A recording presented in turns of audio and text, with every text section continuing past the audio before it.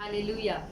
सबको जय मसीह। हम विश्वास करते हैं कि आप सब यीशु मसीह के अनुग्रह से और कृपा से सही सलामत जहाँ भी है प्रभु की कृपा आपको अगुवाई कर रही है बोलकर हम विश्वास करते हैं और उम्मीद रखते हैं कि जल्दी ही जल्दी हम मिलकर हम परमेश्वर की कलीसिया में हम सब मिलकर परमेश्वर की आराधना करेंगे। हालेलुया। थोड़ा देर आंखें बंद कर हम परमेश्वर से आराधना करेंगे, प्रार्थना करेंगे कि इस आराधना में परमेश्वर हमसे हमारे अंदर उपस्थित हो, परमेश्वर की आत्मा हमारे ऊपर उंडेल दी जाए।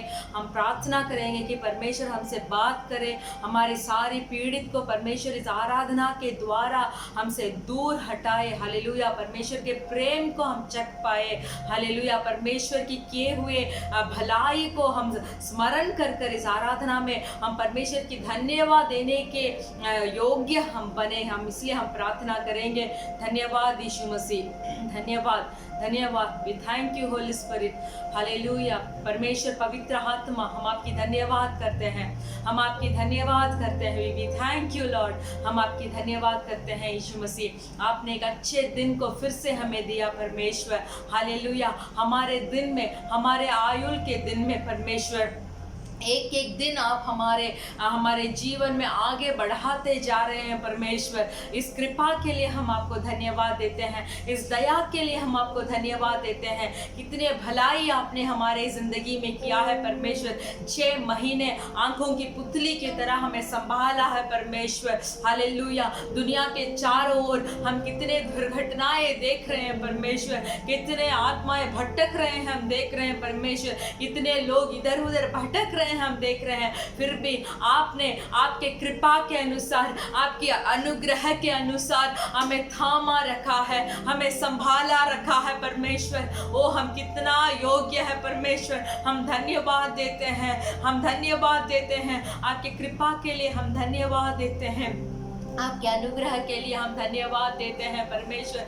6 महीने आपने हमें संभाला, हमारे ज़रूरतों को पूरा किया परमेश्वर। कोई घटी होने ना दी, घटी हो भी तो परमेश्वर आपके प्रेम और कृपा और अनुग्रह उसको पूरा किया परमेश्वर। इसलिए हम धन्यवाद देते हैं, हम धन्यवाद देते हैं, हम धन्यवाद देते हैं। धन्य धन्य धन्य स्वर्ग पे विराजमान यीशु मसीह, हम आपकी धन्यवाद देते हैं, स्तुति करते हैं। स्तुति स्तुति स्तुति स्तुति प्रशंसा और आदर सिर्फ आपके लिए परमेश्वर, क्योंकि स्तुति के योग्य आप है, आदर के योग्य आप है परमेश्वर।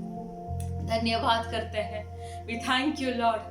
इस समय को, इस दिन को आपके हाथों में हम समर्पण करते हैं। जितनों ने इस आराधना में भाग ले रहे हैं परमेश्वर, आपकी उपस्थिति उन्हें भरे यीशु मसीह के नाम से परमेश्वर। हालेलुया। सारी पीड़ा से चंगाई हो जाए परमेश्वर, सारे रोगों से चंगाई हो जाए। जो संदेश को आज हम सुनने जा रहे हैं यीशु मसीह के हाथ में हम समर्पण करते हैं। एक एक भाई और बहन से परमेश्वर आप बात करने के लिए मांगते हैं परमेश्वर। जिन जिन जरूरतों से जो वचन उनको मिलना चाहिए परमेश्वर, हालेलुया, उस वचन के अनुसार एक एक भाई और बहन से आप बात करने के लिए मांगते हैं। इस आराधना को आपके हाथों में समर्पण करते हैं, यीशु मसीह के नाम से मांगते हैं पिता, आमेन। Hallelujah hallelujah. हमेशा आनंद है मुझे यीशु देता है, आओ मिलकर उसकी स्तुति करें हम। आमेन आमेन। हालेलुया। जितना भी कठिन की राह हो, हम शुरुआत से हमारा आराधना यही हो रहा है कि हमारी रास्ता कितना भी कठिन हो, हम कितने भी मुश्किल तौर से हम गुजर रहे भी हो, तो परमेश्वर की सामर्थ्य ने हमें अब तक संभाल कर रखा है, परमेश्वर की कृपा ने हमें अब तक संभाल कर रखा है, परमेश्वर के अनुग्रह ने हमें पकड़ कर रखा है। Hallelujah hallelujah. तो इसीलिए हम परमेश्वर के अंदर हमें हमेशा आनंद रहना चाहिए। वही है हमारा ताकत। परमेश्वर के अंदर हम आनंद रहेंगे, खुशी मनाएंगे, तो वो हमारा ताकत है। हालेलुया। तो चलिए सब मिलकर हमेशा आनंद है मुझे यीशु देता है। आमेन। हमेशा आनंद है मुझे यीशु देता है, हमेशा आनंद है मुझे यीशु देता है। आओ मिलकर उसकी स्तुति करें हम, आओ मिलकर उसकी स्तुति करें हम। हालेलुया।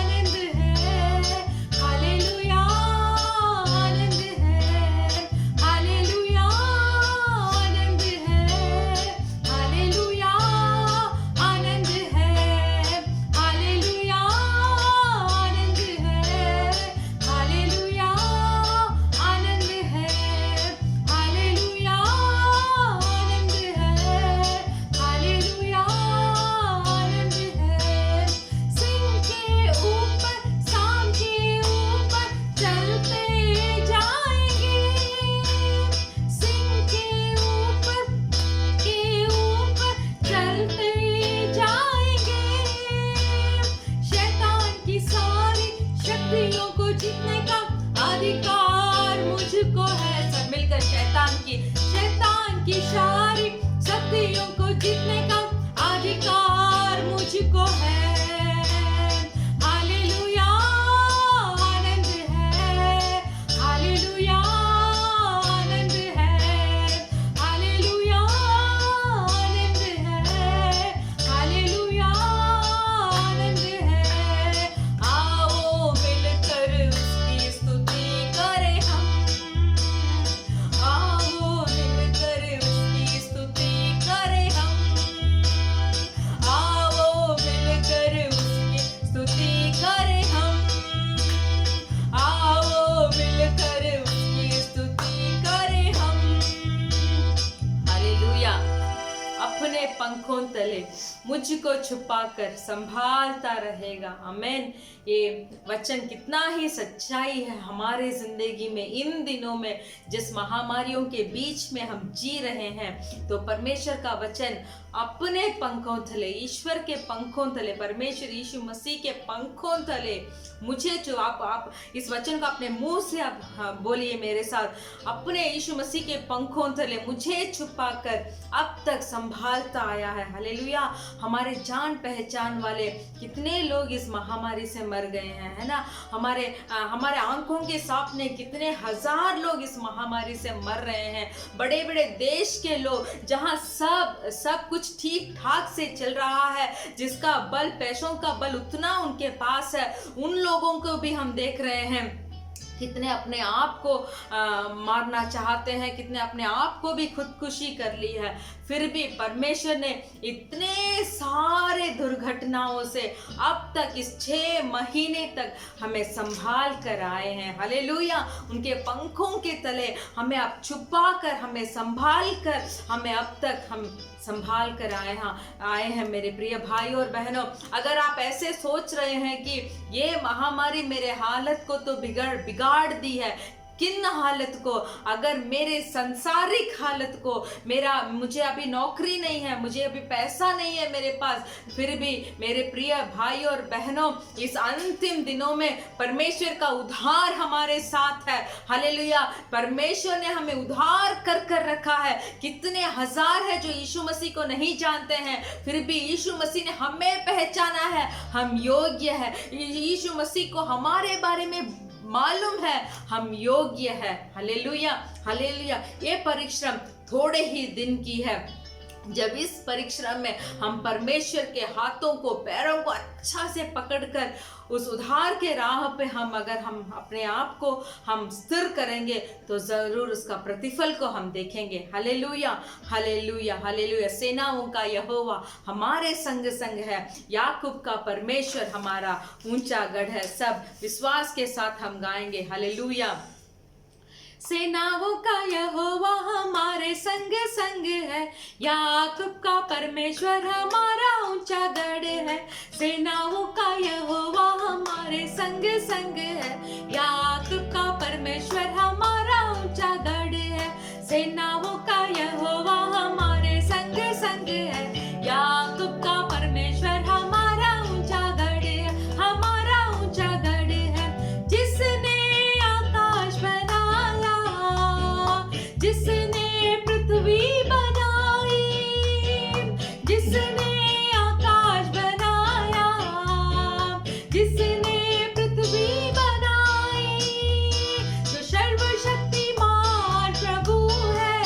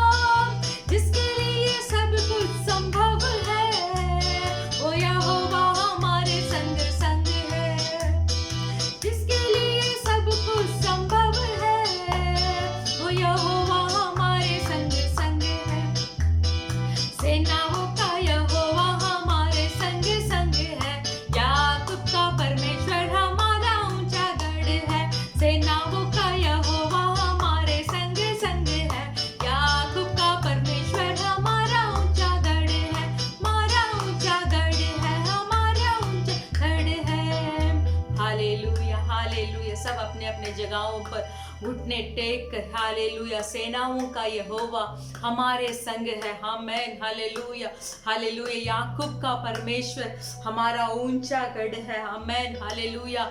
इस पृथ्वी पर आते ही ओ रबा खाला राधा शिहांदुना माला रबा, इस पृथ्वी पर आते ही परमेश्वर यीशु मसीह, हालेलुया, हालेलुया, हालेलुया, हमारे लिए आए परमेश्वर यीशु मसीह, उस सिंहासन के उस सिंहासन के स्थल को छोड़कर, ओ थैंक यू लॉर्ड, उस सिंहासन पे विराजमान यीशु मसीह उस स्थल को छोड़कर, उस महिमा को छोड़कर, हालेलुया, मेरे लिए, मेरे पापों के लिए, मेरे श्रापों के लिए, हालेलुया, मुझे जिलाने के लिए, मुझे उकसाने के लिए, हालेलुया, अपने उद्धार को देने के लिए, हालेलुया, हालेलुया, इस संसार पर आए परमेश्वर यीशु मसीह मेरे लिए मारे गए, मेरे लिए गाड़े गए, मेरे लिए जी उठे, हालेलुया, हालेलुया, हालेलुया।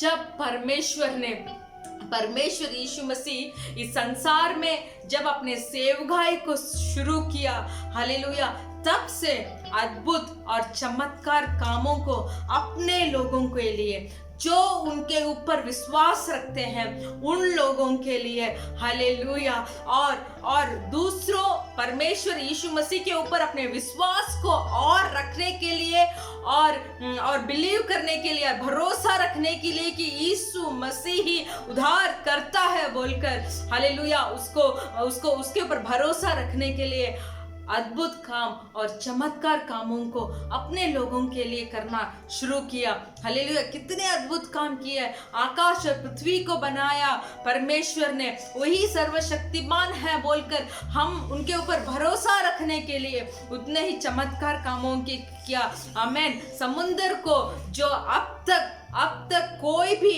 एक समुद्र को दो भागा नहीं कर पाया, उसे यीशु मसीह ने करवा कर दिखाया, आमेन। मुर्दों को जिलाया यीशु मसीह, हालेलुया, हालेलुया, जिसके लिए सब कुछ संभव है। तो मेरे प्रिय भाई और बहनों, आप ऐसे मत सोचिए कि अब मेरा जीवन यहीं रुक गया है, थैंक यू लॉर्ड, अब मेरा जीवन इससे आगे और नहीं बढ़ पाएगा, मैं और आगे नहीं बढ़ पाऊंगा। ऐसे अगर आप सोच रहे होंगे तो परमेश्वर का वचन, लाजर को जिसने जिलाया, जक्कई को जिसने बचाया, आमेन, हालेलुया, उसके लिए सब कुछ संभव है। विश्वास से बताइए, अपने आप से बताइए कि मेरा यीशु मसीह को मेरा जिलाना संभव है, हालेलुया। मेरा आत्मिक रीति को, मेरा आत्मिक स्थिति को आगे बढ़ाने में मेरा यीशु मसीह संभव है। बोलिए, मेरे जीवन में मेरा यीशु मसीह अद्भुत और चमत्कार काम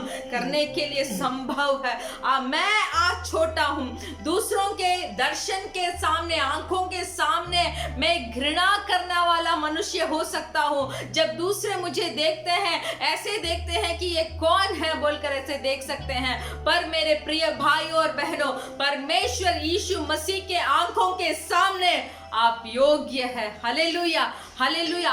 हम परमेश्वर यीशु मसीह के सामने, हम परमेश्वर के लिए एक महल है, हम खेत है परमेश्वर के लिए। मनुष्य, संसारिक मनुष्य आपको जो तौर से देखने दीजिए, हालेलुया, जो महान परमेश्वर है, जो सिंहासन पे विराजमान यीशु मसीह है, उनके आंखों के सामने हम राजमहल है, आमेन। हम परमेश्वर के लिए खेत है। विश्वास के साथ 6 महीने गए तो गए, और अभी परमेश्वर और भी इस दिनों को हमारे हाथों में दिए हैं, ताकि हम परमेश्वर के साथ और मिलजुल जाए, और मेल मिलाप हो जाए, और आराधना में ठिक जाए, और परमेश्वर के नजदीक हो जाए।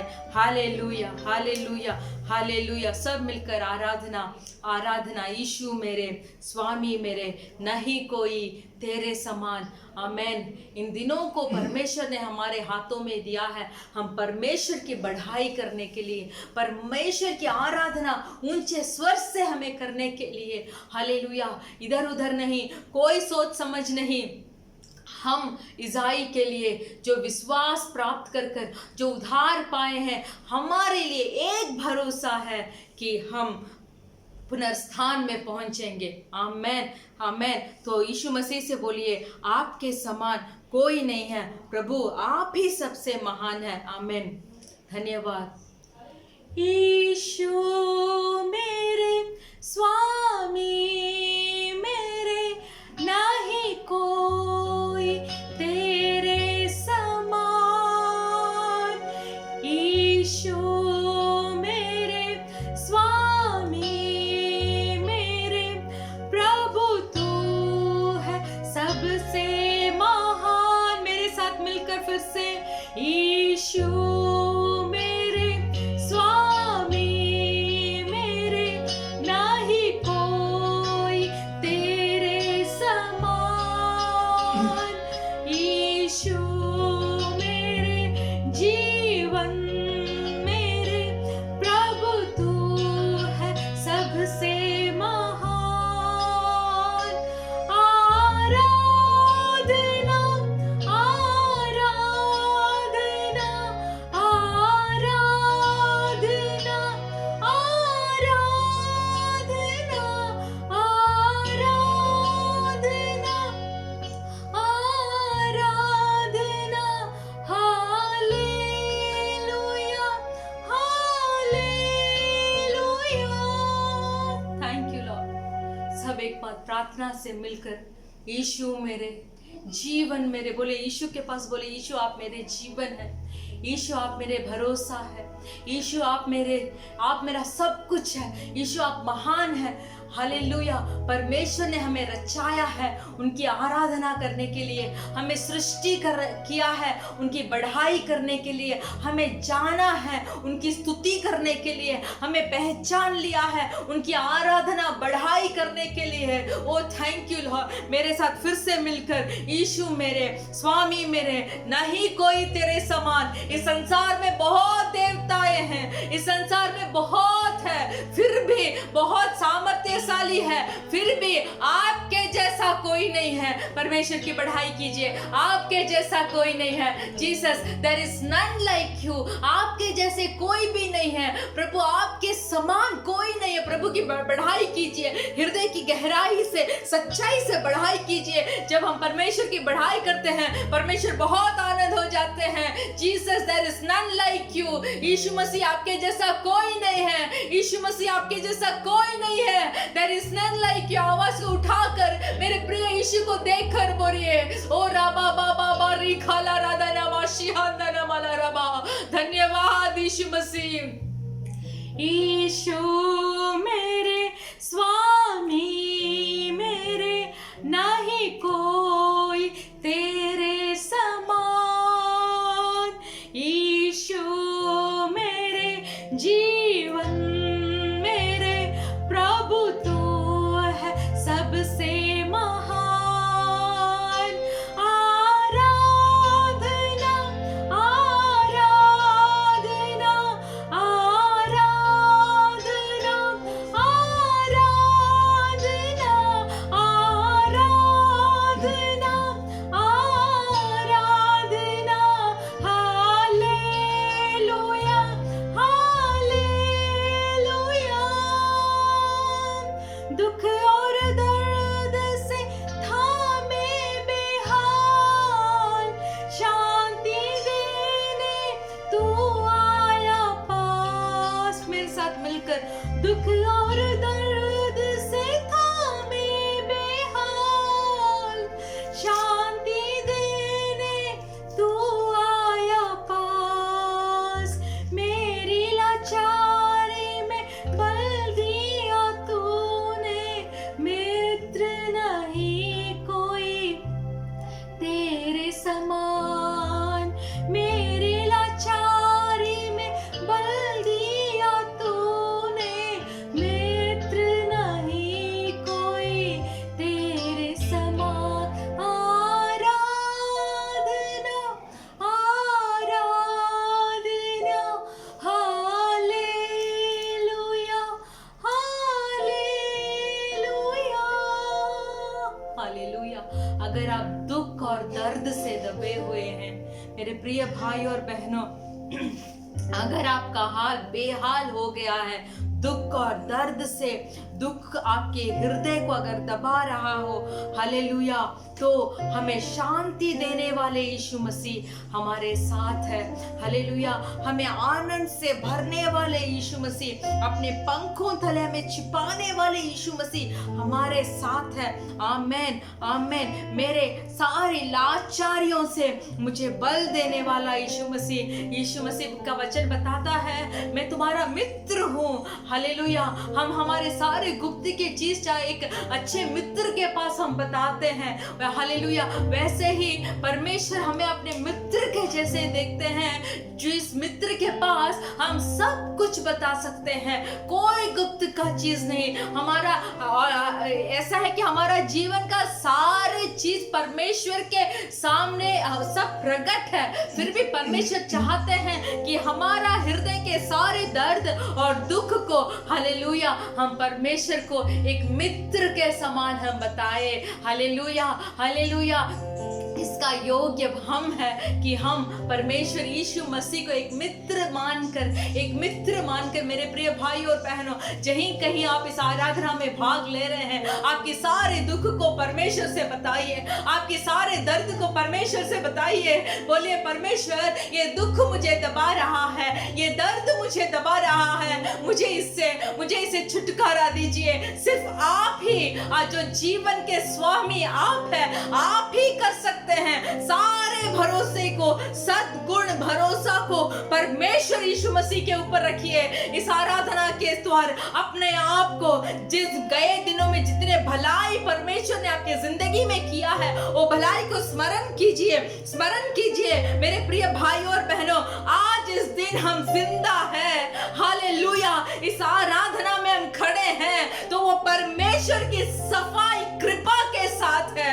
परमेश्वर की कृपा नहीं तो हम नहीं है। हालेलुया। प्रेरित पौलुस ने एक वचन में कहा, आज मैं जो कर रहा हूँ वो सिर्फ परमेश्वर से कृपा पे मैं कर रहा हूँ। परमेश्वर का कृपा नहीं, अनुग्रह नहीं तो मैं इस जगह पे नहीं। तो हम भी उस वचन को बोलेंगे, मेरे साथ मिलकर उस वचन को बोलिए। 6 महीने हमें अगुवाई किया परमेश्वर, 6 महीने हमें संभाला परमेश्वर। हालेलुया। परेशानी के रास्ते में हम गए, हालेलुया, कठिनाई के रास्ते में हम गए हैं, हालेलुया, बहुत दुर्घटना के रास्ते में हम गए हैं, फिर भी हालेलुया हमारा यीशु मसीह ने हमें नहीं छोड़ा, मेरा जीवन के स्वामी ने मुझे नहीं छोड़ा। और रबा बाबा बाबा रिकाला रबा। बताइए, हाँ यीशु मसीह, मैं महसूस करता हूँ कि आपके कृपा ने मुझे यहाँ तक लेके आया है। मुंह खोलकर आपके विश्वास के बातों को परमेश्वर से प्रकट कीजिए। हाँ यीशु मसीह, आपके कृपा के अनुसार मैं खड़ा हूँ, आपके अनुग्रह के अनुसार मैं आज खड़ा हूँ। हालेलुया। आपने मेरा पापी मन को आपने भुला दिया है, माफ किया है, मेरे शपथ की चीजों को आपने माफ किया है। हालेलुया। आज मैं मेरा जीवन के स्वामी के रूप से मैं आपको स्वीकार कर रहा हूँ। Hallelujah hallelujah. जो कोई परमेश्वर यीशु मसीह को एक सच्चा खुदा है बोलकर स्वीकार करेंगे, वो उद्धार प्राप्त करेंगे। Hallelujah hallelujah hallelujah. फिर से एक बार मेरे साथ गाइए, हालेलुया। मैं बेठिकाना भटकता रहा, आसरा देने तो आया पास। वैसे एक बार मेरे साथ, मैं बेठिकाना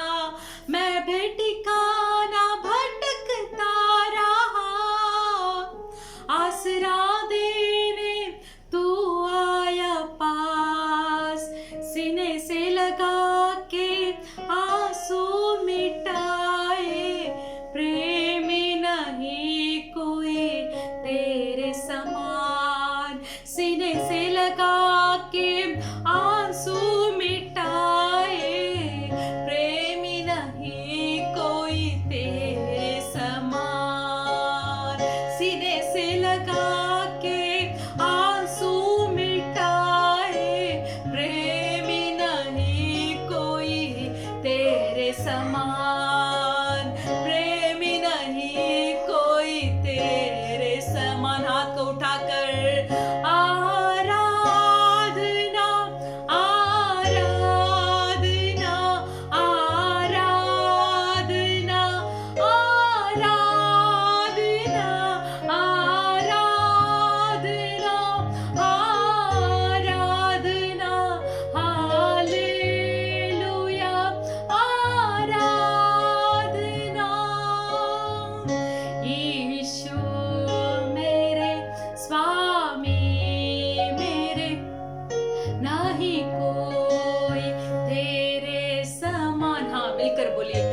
मिलकर बोलिए, नहीं कोई तेरे समान। यीशु मसीह, आपके समान कोई नहीं है, आपके समान मुझसे प्रेम करने वाला कोई नहीं है, आपके समान मुझे संभालने वाला कोई नहीं है, आपके समान मुझे अगुवाई करने वाला कोई नहीं है, आपके समान मुझे सीने पे बैठाकर, सीने पे छिपाकर, हालेलुया, गोद पे उठाकर, हालेलुया, मेरे आंसू को पोंछकर, मेरे आंसू को पोंछने वाला सिर्फ आप है परमेश्वर।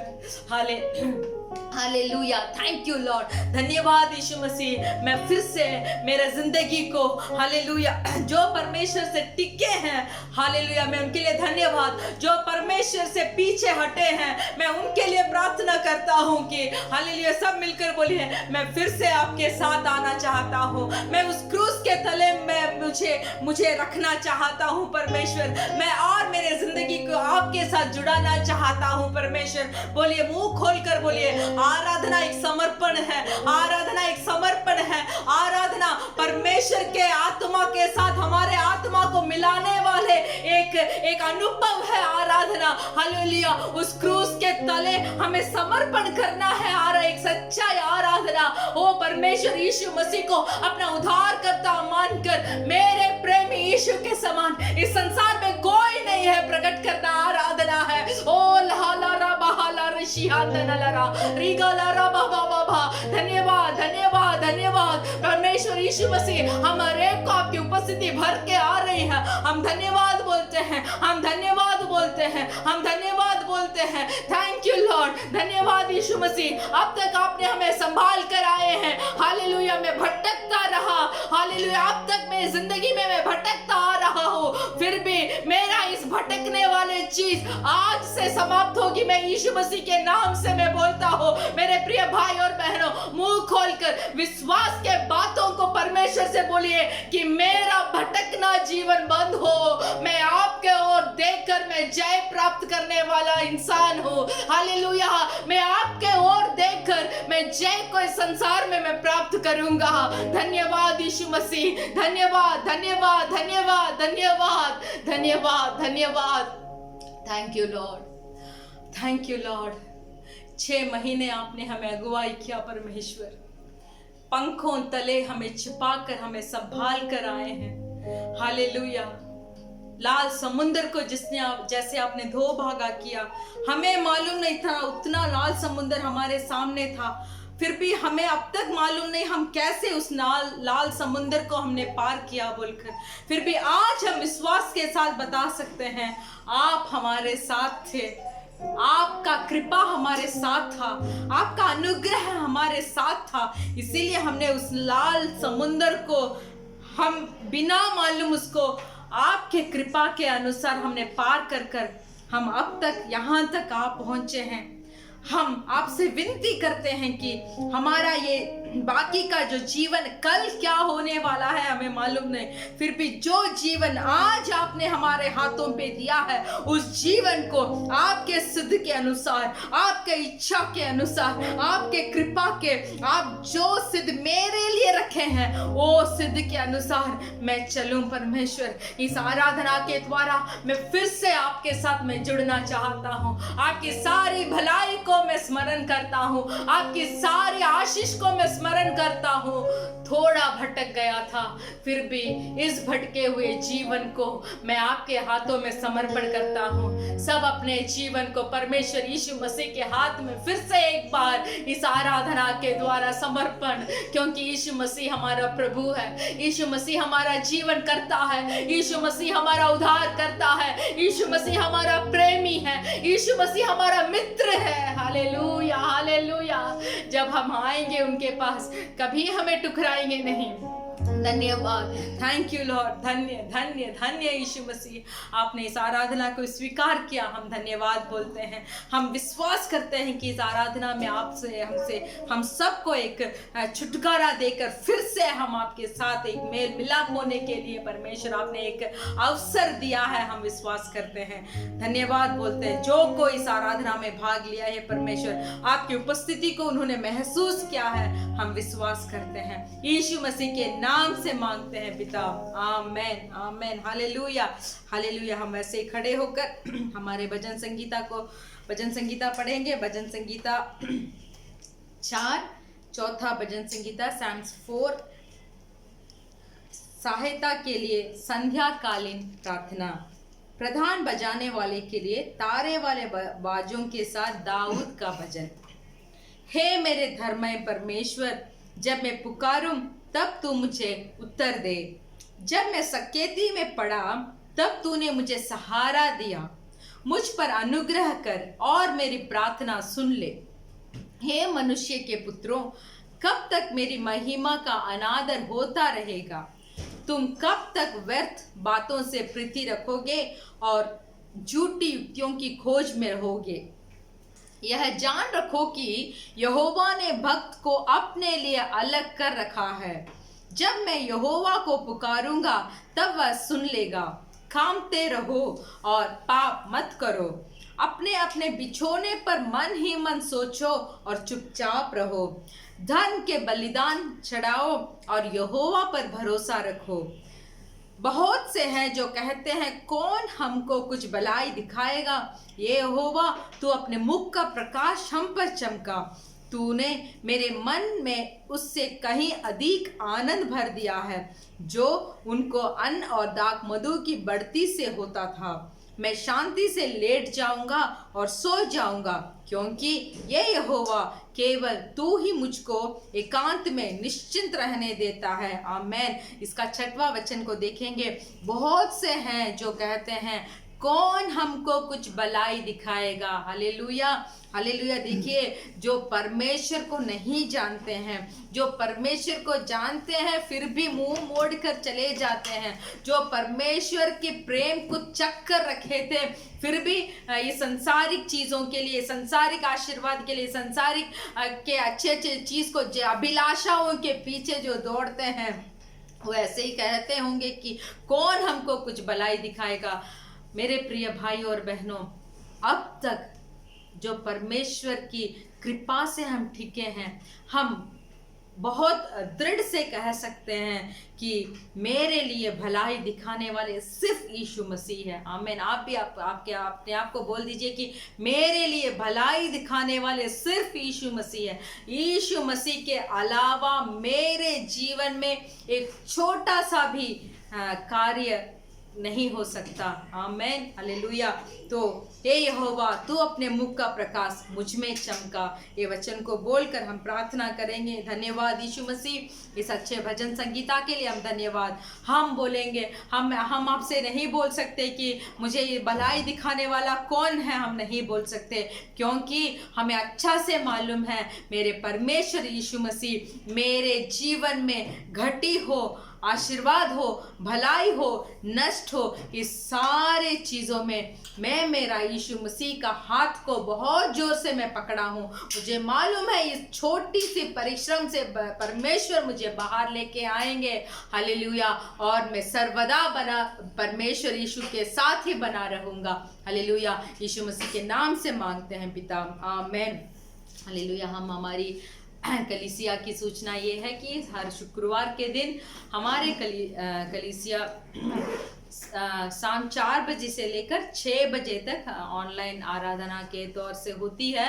हम विनती करते हैं कि हमारा इस ऑनलाइन आराधना में, और नहीं तो डाउनलोड कर भी हमारे भाई लोग भेजते हैं, ग्रुप में भेजते हैं, तो आप ज़रूर 4 बजे से 6 बजे तक सब काम को दूर हटाकर आप हमारा इस ऑनलाइन आराधना में भाग लीजिए। परमेश्वर ज़रूर आपको आशीष करेंगे। हम विश्वास करते हैं कि जितना भी संदेश इन दिनों में हमारे पास्टर लोग हमें दे रहे हैं, वो इन दिनों में बहुत हमारे लिए महत्वपूर्ण है, और हम विश्वास करते हैं कि वो संदेश हमें यीशु मसीह के साथ और नज़दीक लेके आके इस कठिनाई के दिनों को हमें कैसे पार करना है बोलकर एक एक पास्टर भी जो जो संदेश देते हैं वो हमारे लिए उतना सामर्थ के संदेश है। आमेन, हालेलुया। तो अभी हम हमारे देशों के लिए हम प्रार्थना करेंगे। हमारा इंडिया देश, नेपाल, बांग्लादेश, पाकिस्तान, श्रीलंका देशों के लिए हम प्रार्थना करेंगे।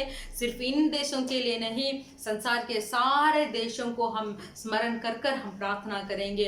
अपने घुटने में टेक कर, हाथों को उठाकर आप प्रार्थना कीजिए। धन्यवाद, धन्यवाद, धन्यवाद, धन्यवाद, धन्यवाद यीशु मसीह, हालेलुया। इस संसार के सारे देशों को आज हम स्मरण करते हैं परमेश्वर। कितने देशों में कितने कठिनाइयों से गुजर रहे हैं, कितने देशों भूकंप के तौर से गुजर रही है परमेश्वर, हालेलुया। हम इन सब चिन्ह को देखकर आपके आगमन समीप है समझकर परमेश्वर, आपके वचनों में हमें स्थिर रहने के लिए, हालेलुया, आपकी आराधना में हम अटल रहने के लिए, आपके अधीन हो जाने के लिए हमें आशीर्वाद करने के लिए मांगते हैं परमेश्वर, हालेलुया। संसार की अभिलाषाओं के पीछे हम भटक ना जाए परमेश्वर, आंखों की अभिलाषाओं के पीछे हम भटक ना जाए परमेश्वर। हमें इस जिंदगी और थोड़ी ही होगी परमेश्वर, तो इस छोटी सी जिंदगी में आपके इच्छा को हम पूरा करना है, आपके सिद्ध को हमें पूरा करना है, आपकी बुलाहट को हमें जान लेना है परमेश्वर। तो इस रीति पे आप हमें अगुवाई कीजिए परमेश्वर, हालेलुया। हमारे बैरी को हाथ पैरों के नीचे कुचल देने तक आप हमारे साथ है परमेश्वर। हम विश्वास करते हैं, हर एक भाई और बहन को अगुवाई कीजिए। हर एक देश के ऊपर आपकी जागृति जल्दी हो। एक ईसाई लोगों को आपके हाथों में समर्पण करते हैं, सेवकाईदारी को आपके हाथों में समर्पण करते हैं, मिशनरी लोगों को आपके हाथों में समर्पण करते हैं। सारे जरूरतों को पूरा कर अंतिम दिन में जितना भी कष्ट हो परमेश्वर, विश्वासी लोग हो परमेश्वर, आपके ऊपर भरोसा रखकर कष्ट को सहने के लिए परमेश्वर, कभी भी आपको ठुकराने का नहीं परमेश्वर। ऐसे सामर्थ से इस अंतिम दिनों में आपके अभिषेक से हर एक लोगों को भर दीजिए। संसार के सारे लोगों को उद्धार के लिए हम प्रार्थना करते हैं परमेश्वर, क्योंकि संसार के सारे लोगों के लिए आपने क्रूस उठाया, आपके लहू व्यर्थ ना हो जाए परमेश्वर, हालेलुया। हम विनती करते हैं, संभाल ले परमेश्वर। अभी जो संदेश को हम सुनना चाह रहे हैं परमेश्वर, वो संदेश हमारा हृदय के एक अच्छे खेत के तरह आपके सम्मुख में हम समर्पण करते हैं। 30, 60 और 100 गुना प्रतिफल देने का योग्य हमें बना दीजिए परमेश्वर। धन्यवाद बोलते हैं, यीशु मसीह के नाम से मांगते हैं पिता, आमेन, हालेलुया। अभी भी हमारे संदेश की ओर हम जाएंगे।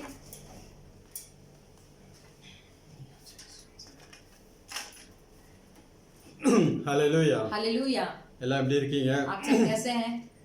எல்லாம் ஜெபிக்கிறீங்களா ஒவ்வொரு நாளும்? क्या प्रतिदिन आप प्रार्थना कर रहे ஒரு हैं? நாள் வேதத்தை வாசிக்கிறீங்களா? प्रतिदिन क्या आप बाइबल पढ़ रहे हैं? விசேஷமா இந்த நாட்கள் நீங்க அதிகமாய் தேசங்களுக்காக ஜெபிக்கும்படியாக கேட்டுக்கொள்கிறோம். विशेष कर इन दिनों में ज्यादा से ज्यादा तक देशों के लिए प्रार्थना करने के लिए हम आपसे विनती करते हैं। இந்திய தேசத்துக்காகவும், इंडिया देश के लिए, நேபாள் தேசம், பாகிஸ்தான் தேசம், नेपाल देश और पाकिस्तान देश, बांग्लादेश, இந்த ஒவ்வொரு தேசங்களுக்காக நீங்கள் ஜெபித்துக் கொள்ளுங்கள். ऐसे हर एक देश के लिए आप प्रार्थना कीजिए। உங்களுடைய ஜெபம் தான் தேசங்களை பாதுகாக்கும். आप ही का प्रार्थना देश को रक्षा कर सकता है। உங்களுடைய ஜெபம் தான் தேசத்தில் ஆளுகளுக்கு நல்ல ஆலோசனையை கொடுக்கும். आप ही का प्रार्थना अधिकारी लोगों को अच्छा सूचना देगा।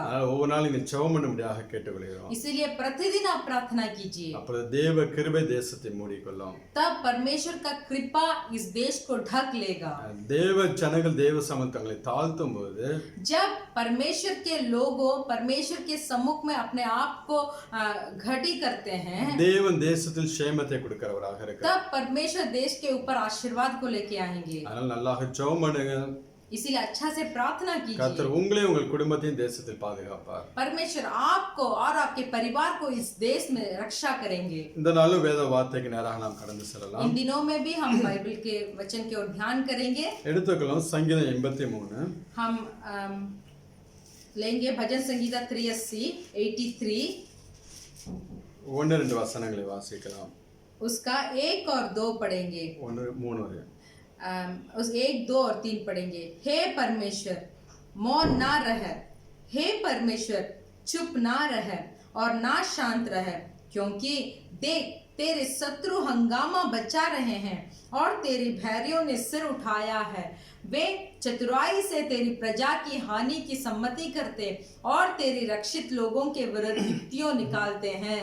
இங்கே சங்கீதக்காரன் ஆசாப் यहाँ भजन संगीता के आसाप தன் வாழ்க்கையில் இப்படியாக அவன் தன் வாழ்க்கையின் அனுபவத்திலிருந்து அவன் இப்படியாக சொல்லுகிறான், उनके जीवन के अनुभव के बारे में ऐसे कहते हैं, தேவனே மௌனமாய் இராதேயும், परमेश्वर चुप ना रहे தேவனே பேசாமல் இராதேயும், और शांत ना रहे, தேவனே சும்மா இராதேயும். आप चुप मत रहिए। தன் இருதயத்தில் அங்கலாய்ப்பு அங்கு தேவ சமூகத்திலே கொட்டுகிறவனாக இருக்கிறான். अपने सारे हृदय की परेशानी को परमेश्वर के सम्मुख में वो डालते हैं। சில நேரங்கள் நம்முடைய வாழ்க்கையில் பார்த்தால் கூட कुछ समय हमारे जिंदगी में देखेंगे நாமும் இப்படிப்பட்ட அனுபவத்துக்குள் கடந்து போவது உண்டு. हम भी इस तरीके के अनुभव में गुजरते हैं। சில நேரங்களில் தேவன் நம்முடைய வாழ்க்கையில் அமைதியாக இருப்பதையும் कुछ समय परमेश्वर हमारे जिंदगी में मौन रहते हैं, மௌனமாய் இருப்பதையும், चुपचाप रहते हैं। தேவன் சும்மா ஒரு கிரியைகளை செய்யாமல் சும்மா இருப்பதை நாம் உணர முடியும். हमारे जीवन में परमेश्वर कुछ क्रिया करे बिना चुप रहना हम भी महसूस कुछ समय करते हैं। தாவீது ராஜாவோட வாழ்க்கையில் பார்த்தோம் என்றால் दाऊद राजा का जीवन में देखेंगे 28ஆம் சங்கீதம் उसका 28 भजन संगीता 1-2 வசனங்களை வாசிக்கலாம். उसका 1 और 2 पढ़ेंगे। 28 भजन संगीता 1 और 2 पढ़ेंगे। हे यहोवा, मैं तुझी को पुकारूंगा, हे मेरी चट्टान, मेरी सुनी अनसुनी ना कर।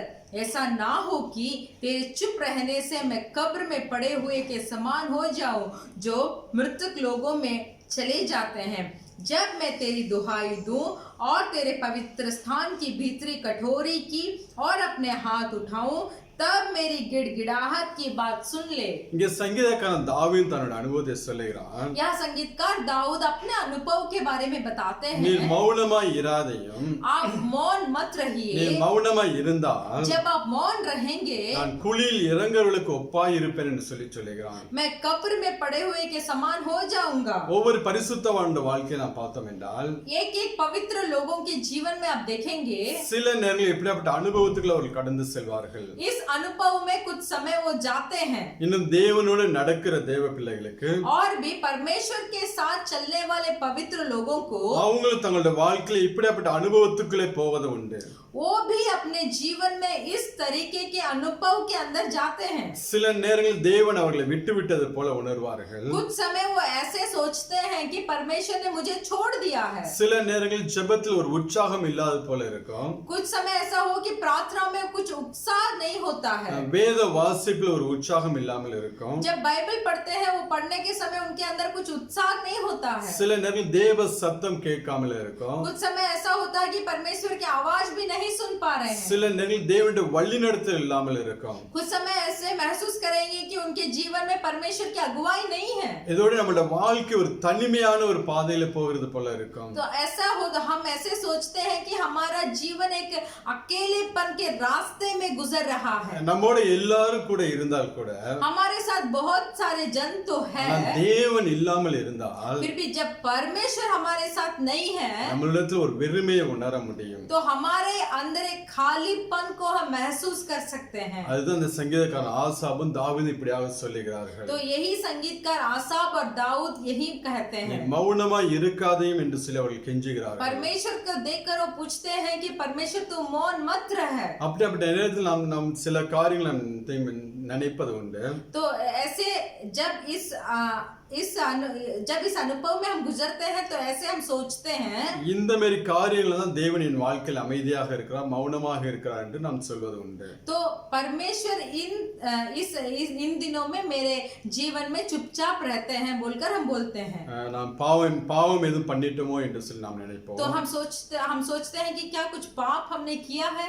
தேவ ஆவியானவரை துக்கப்படுத்தினோம் என்று சொல்லி நாம் நினைக்கலாம். तो हम ऐसे भी सोचेंगे क्या मैं पवित्र आत्मा को दुख पहुंचाया हूँ। தேவனிடத்தில் கேட்காமல் சில காரியங்களை செய்து விட்டோமோ என்று சொல்லி நாம் நினைக்கலாம். फिर भी हम ऐसे सोचते होंगे कि परमेश्वर से बिना पूछे कुछ कार्य को हम किए हैं क्या। தேவனுக்கு பிரியமில்லாமல் வாழ்கிறோமோ என்கிற எண்ணங்கள் நமக்கு தோன்றலாம். तो ऐसे भी हम सोचते हैं कि परमेश्वर के प्रिय के बिना हम जीवन बिता रहे हैं। இல்ல இதே போல अनेक கேள்விகள் நமக்குள்ள எழும்பலாம். इन तरीके के बहुत सारे प्रश्न हमारे जीवन में आएंगे। ஏன் நம்மளால் தேவ சத்தத்தை உணர முடியவில்லை? क्यों मैं परमेश्वर की आवाज को नहीं पहचान पाता हूँ? ஏன் தேவன் நம்மளோட பேச மாட்டேங்கிறார் என்று क्यों परमेश्वर मुझसे बात नहीं करते? நம்மிடத்தில் अनेक கேள்விகள் வரலாம். बहुत सारे प्रश्न हमारे अंदर है। சிலப்ப நாம் செய்த பாவ கிரியைகள் நிமித்தம் कुछ समय जो पाप हम लोगों ने किया है, தேவன் நம்மளோட வாழ்க்கையில் அமைதியா இருப்பார். तो इस पाप के लिए परमेश्वर हमारे जीवन में मौन रहते हैं। சில நேரங்களில் कुछ समय தேவன் நம்மளோட வாழ்க்கையில மகிமையான காரியங்களை செய்வதற்காகவும் परमेश्वर हमारे जिंदगी में महिमा भरा हुआ काम करने के लिए தேவன் அமைதியாகவும் இருப்பார். परमेश्वर खामोशी रहते हैं। சில நேரங்களிலே कुछ समयों में நாம் தேவனை சார்ந்து வாழ்கிறோமா, क्या हम परमेश्वर के ऊपर भरोसा रखकर जी रहे हैं, இல்ல நம்முடைய ஆவிக்குரிய பலத்தை நம்பி வாழ்கிறோமா என்று சொல்லி பார்க்கும்படியாக नहीं तो मेरा आत्मिक बल से क्या मैं जी रहा हूँ। தேவன் நம்மளோட வாழ்க்கையில சில நேரங்கள் அமைதியா இருப்பார். तो इन बातों में फर्क देखने के लिए परमेश्वर हमारे जिंदगी में कुछ दिन खामोशी रहते சில हैं। நேரங்கள் நாம் நினைப்போம், कुछ समय हम सोचते हैं நல்ல ஒரு நாள் ஒவ்வொரு நாளும் 1 மணி நேரம் நல்லா ஜெபம் பண்ணுகிறேன், प्रतिदिन मैं 1 घंटा प्रार्थना करता हूँ, நான் நல்லா பைபிள் படிக்கிறேன், मैं अच्छा से बाइबल पढ़ता हूँ, நல்லா காணிக்கை கொடுக்கிறேன், मैं अच्छा से भेंटी देता हूँ, நல்ல ஊழியங்களை செய்கிறேன், मैं अच्छा सेवकाई करता हूँ, அதனால நான் நன்றாக இருப்பேன் என்று சொல்லி तो इसीलिए मेरा जीवन अच्छा रहेगा சில बोलकर நேரங்கள் நமக்கு அப்படிப்பட்ட எண்ணங்கள் வருவது உண்டு. कुछ समय इस तरीके के सोच हमारे अंदर आती है। நம்ம செய்கிற கிரியைகள் நிமித்தம் அல்ல, जो क्रिया हम कर रहे हैं इसके लिए नहीं, நாம் தேவனுடைய கிருபையினால தான் ஆசீர்வதிக்கப்பட்டு இருக்கிறோம். हम परमेश्वर के कृपा के अनुसार ही हम आशीर्वाद प्राप्त किए हैं। என்னைக்கு நாம் நம்மளுடைய ஆவிக்குரிய பலத்தை நாம் சார ஆரம்பிக்கிறோமோ, जब कभी हम आत्मिक बल के ऊपर हम भरोसा रखते हैं, அன்னைக்கு தேவன் அமைதியாகி விடுவார். तब परमेश्वर खामोशी हो जाएंगे, தேவன் மௌனமாகி விடுவார். परमेश्वर मौन हो जाएंगे, ஏன்னா நம்மளுடைய பலன்கள் நம்மளுடைய நம்பிக்கைலாம் நம்மளுடைய பலத்தின் மேலதான் இருக்கு. क्योंकि हमारा भरोसा हमारे बल के ऊपर ही है। நம்ம தேவனை சார்ந்து வாழாதனாலே हम परमेश्वर के ऊपर भरोसा रखकर हम नहीं जी அவர் रहे हैं, அமைதியாகிடுவார். तब परमेश्वर चुपचाप हो जाएंगे। எல்லா சூழ்நிலைகளிலும் सारे हालत में நாம் தேவ கிருபையை சார்ந்து கொள்ள வேண்டும். हमें परमेश्वर की कृपा के ऊपर ही भरोसा रखना है। எரேமியா தீர்க்கதரிசி இப்படியாக சொல்லுகிறார். यिर्मयाह भविष्यद्वक्ता के पुस्तक में से बताया गया है, புலம்பல் 3ஆம் அதிகாரம் विलाप गीत 3रा अध्याय வாசிக்கலாம். 22வது வசனத்தை வாசிக்கலாம்.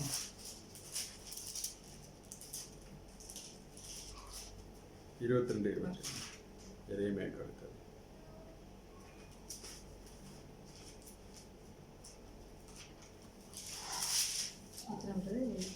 3:22. विलाप गीत का पुस्तक 3रा अध्याय उसका 22 और 23 को पढ़ेंगे।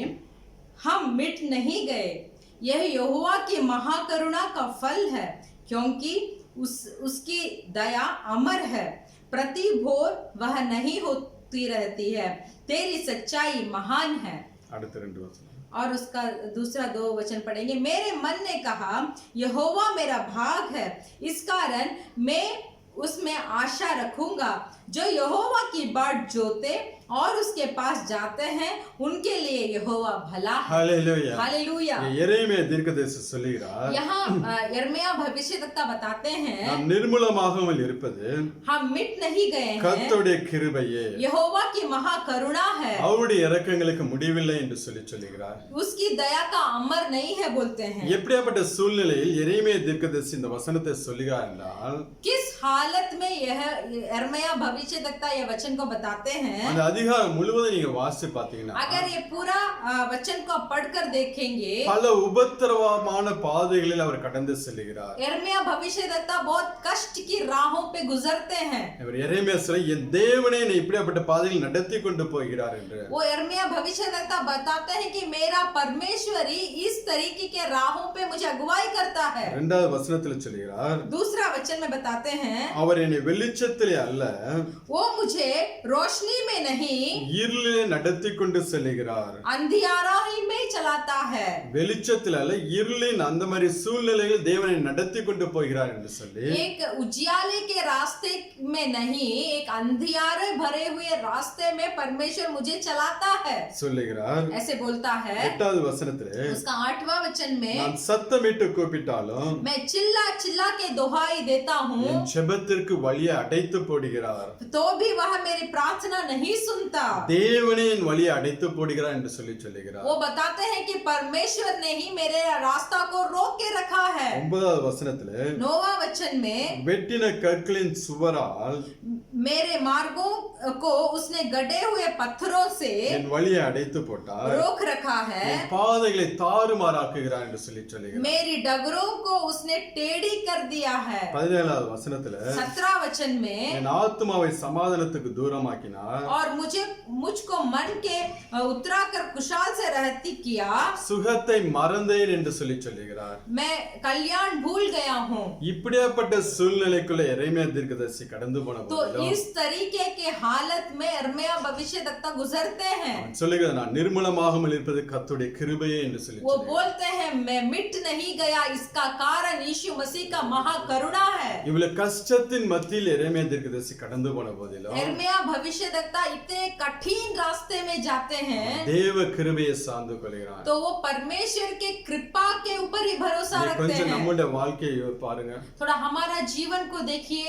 தேவன் எவ்வளவோ ஆசீர்வாதமா நம்மளை வைத்திருக்கிறார். परमेश्वर कितना आशीष से हमें रखे எவ்வளவோ हैं. கொள்ளை நோய் இருந்த போதும் தேவன் நம்மளை பாதுகாக்கிறார். इतना महामारी के बीच में परमेश्वर ने हमें संभाला है. சங்கீதக்காரன் தாவீது சொல்வது போல, भजन संगीता में दाऊद कहते நான் हैं மரண இருளின் பள்ளத்தாக்கில் நடந்தாலும் मैं मृत्यु के बीच में चलूंगा भी तो பொல்லாப்புக்கு பயப்படேன் என்று சொல்லுகிறார். मैं उस नाशवन को देखकर मैं डरूंगा नहीं. ஒருவேளை கொள்ளை நோய் நம்மளோட வாழ்க்கையில வந்தால் கூட ऐसा हो कि महामारी हमारा जीवन में आए भी तो அது பொல்லாப்புக்கு பயப்பட வேண்டிய அவசியம் கிடையாது. तो उसके ऊपर हमें भय करने का जरूरत नहीं है. ஏன்னா தேவ கிருபை நம்மளை பாதுகாக்க கூடியதாக இருக்கும். क्योंकि परमेश्वर का कृपा हमें संभालता है. ஆனால் நாம் அந்த கிருபையை சார்ந்து கொள்ள வேண்டும். फिर भी हमें उस परमेश्वर के कृपा के ऊपर ही भरोसा रखना है. ஜெபத்தை சார்ந்து கொள்ளக்கூடாது. हमारे प्रार्थना के ऊपर भरोसा नहीं.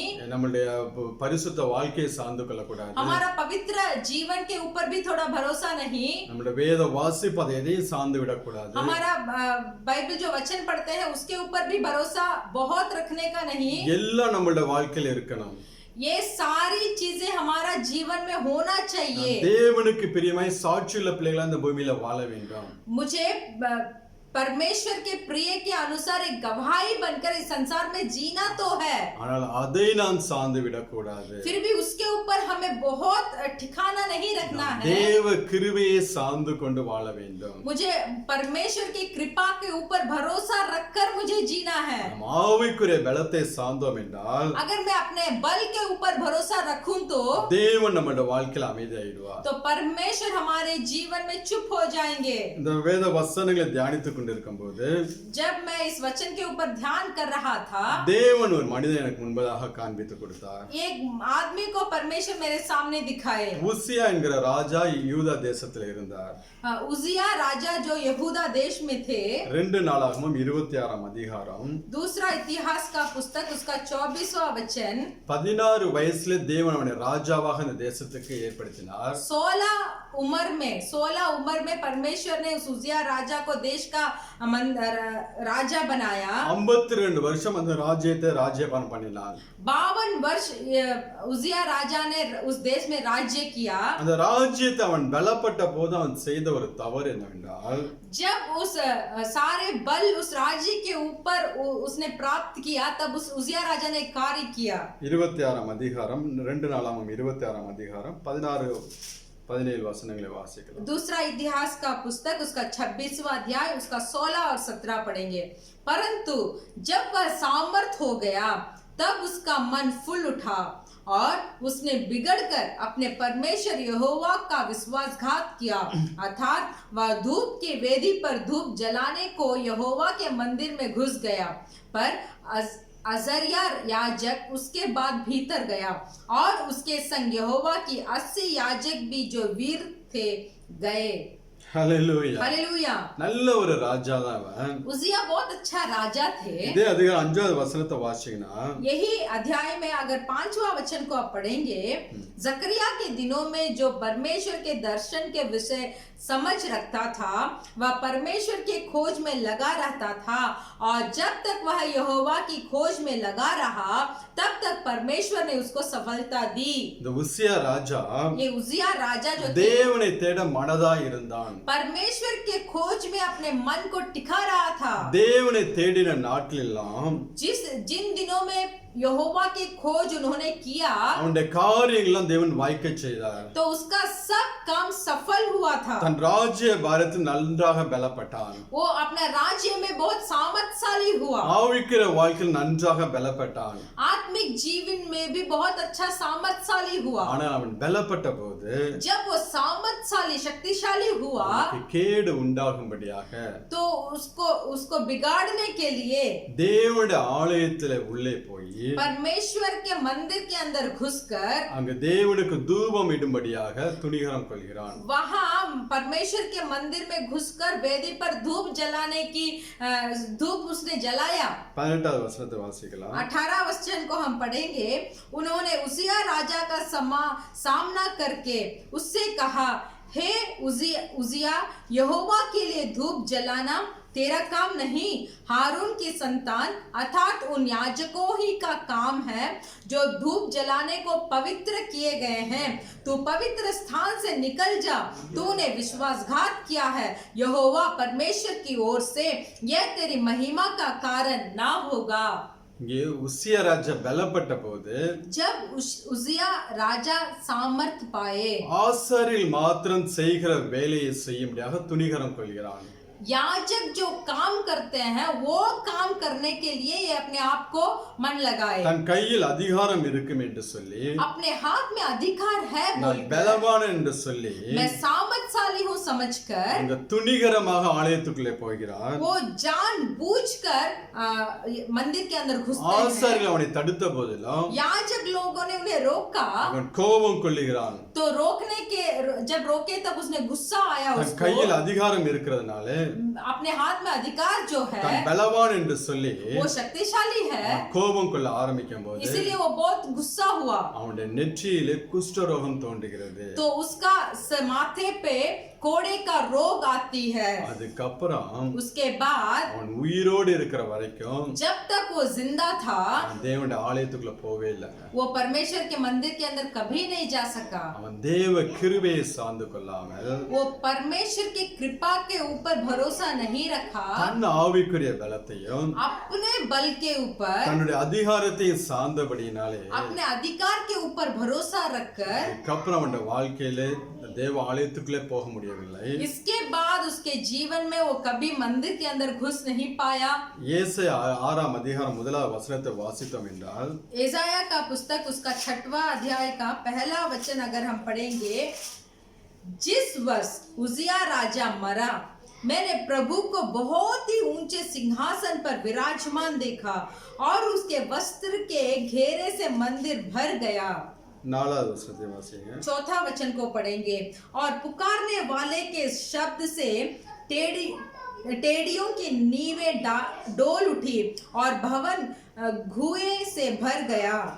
இங்கே பார்த்தோம் என்றால் यहाँ देखेंगे, உசியா ராஜா மரணம் அடைந்த வருஷத்திலே जब उजिया राजा मरे ஆண்டவர் உயர உன்னதமான சிங்காசனத்திலிருந்து ஏசாயாவுக்கு தன்னை வெளிப்படுத்துகிறார். तो एसाया को ऐसे प्रकट होते हैं कि प्रभु बहुत ही ऊंचे सिंहासन पर विराजमान हुए थे। தன் பலத்தை நம்பி अपने बल के ऊपर भरोसा रखकर துணிகரமாக ஆலயத்துக்குள் பிரவேசித்த போது जानबूझकर जब वो मंदिर के अंदर घुसे, அன்று முதல் उस दिन से அவன் மரிக்கிற வரைக்கும் தேவன் அமைதியாகிவிட்டார்.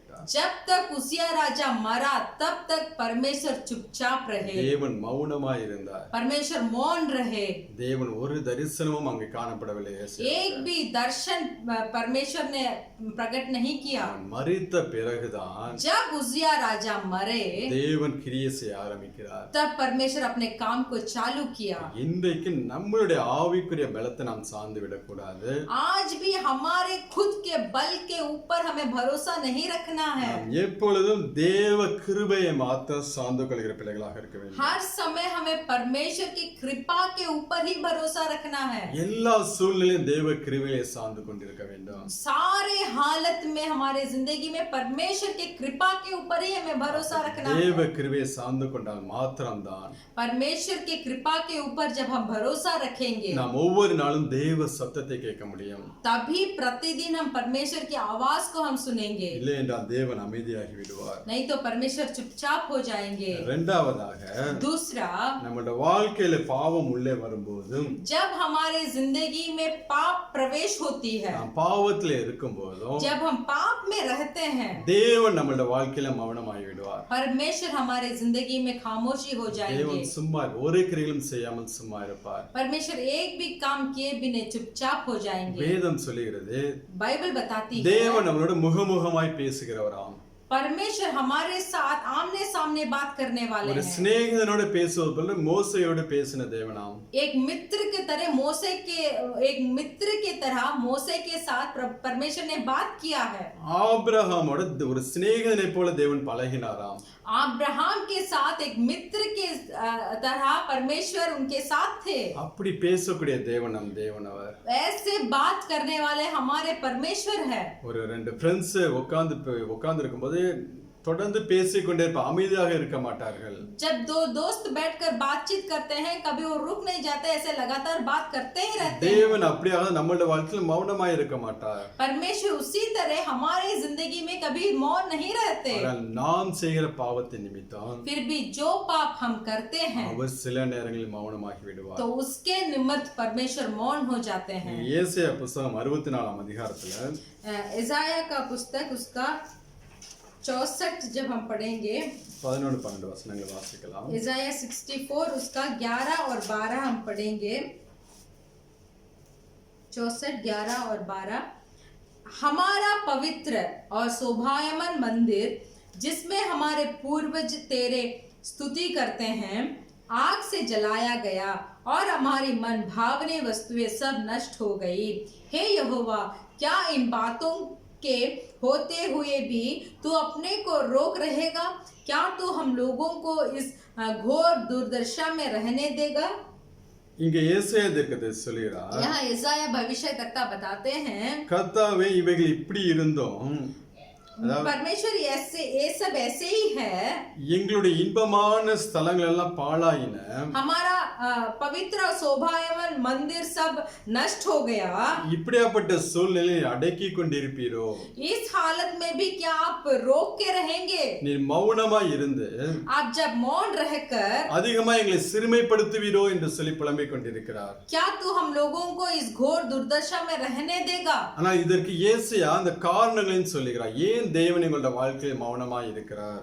इन चीज के लिए ईसाया भविष्यवक्ता कारण बताते हैं कि क्यों परमेश्वर चुप है। எங்களுடைய வாழ்க்கையில எல்லாம் பாழாய் போயினா அந்த சூழ்நிலை தேவன் ஏன் அமைதியாய் இருக்கிறார் என்று, हमारे जिंदगी में सब नष्ट हो गया, क्या इस नष्ट के हालत में क्यों परमेश्वर चुप रहे हैं? இங்கே ஏசாயா தான் அந்த அனுபவத்தை சொல்லுகிறார். तो यहाँ ईसाया उस अनुभव के बारे में बताते हैं। வாசிக்கலாம், அதே அதிகாரம் 5ஆம் வசனத்தை வாசிக்கலாம். हम पढ़ेंगे ईसाया 64 का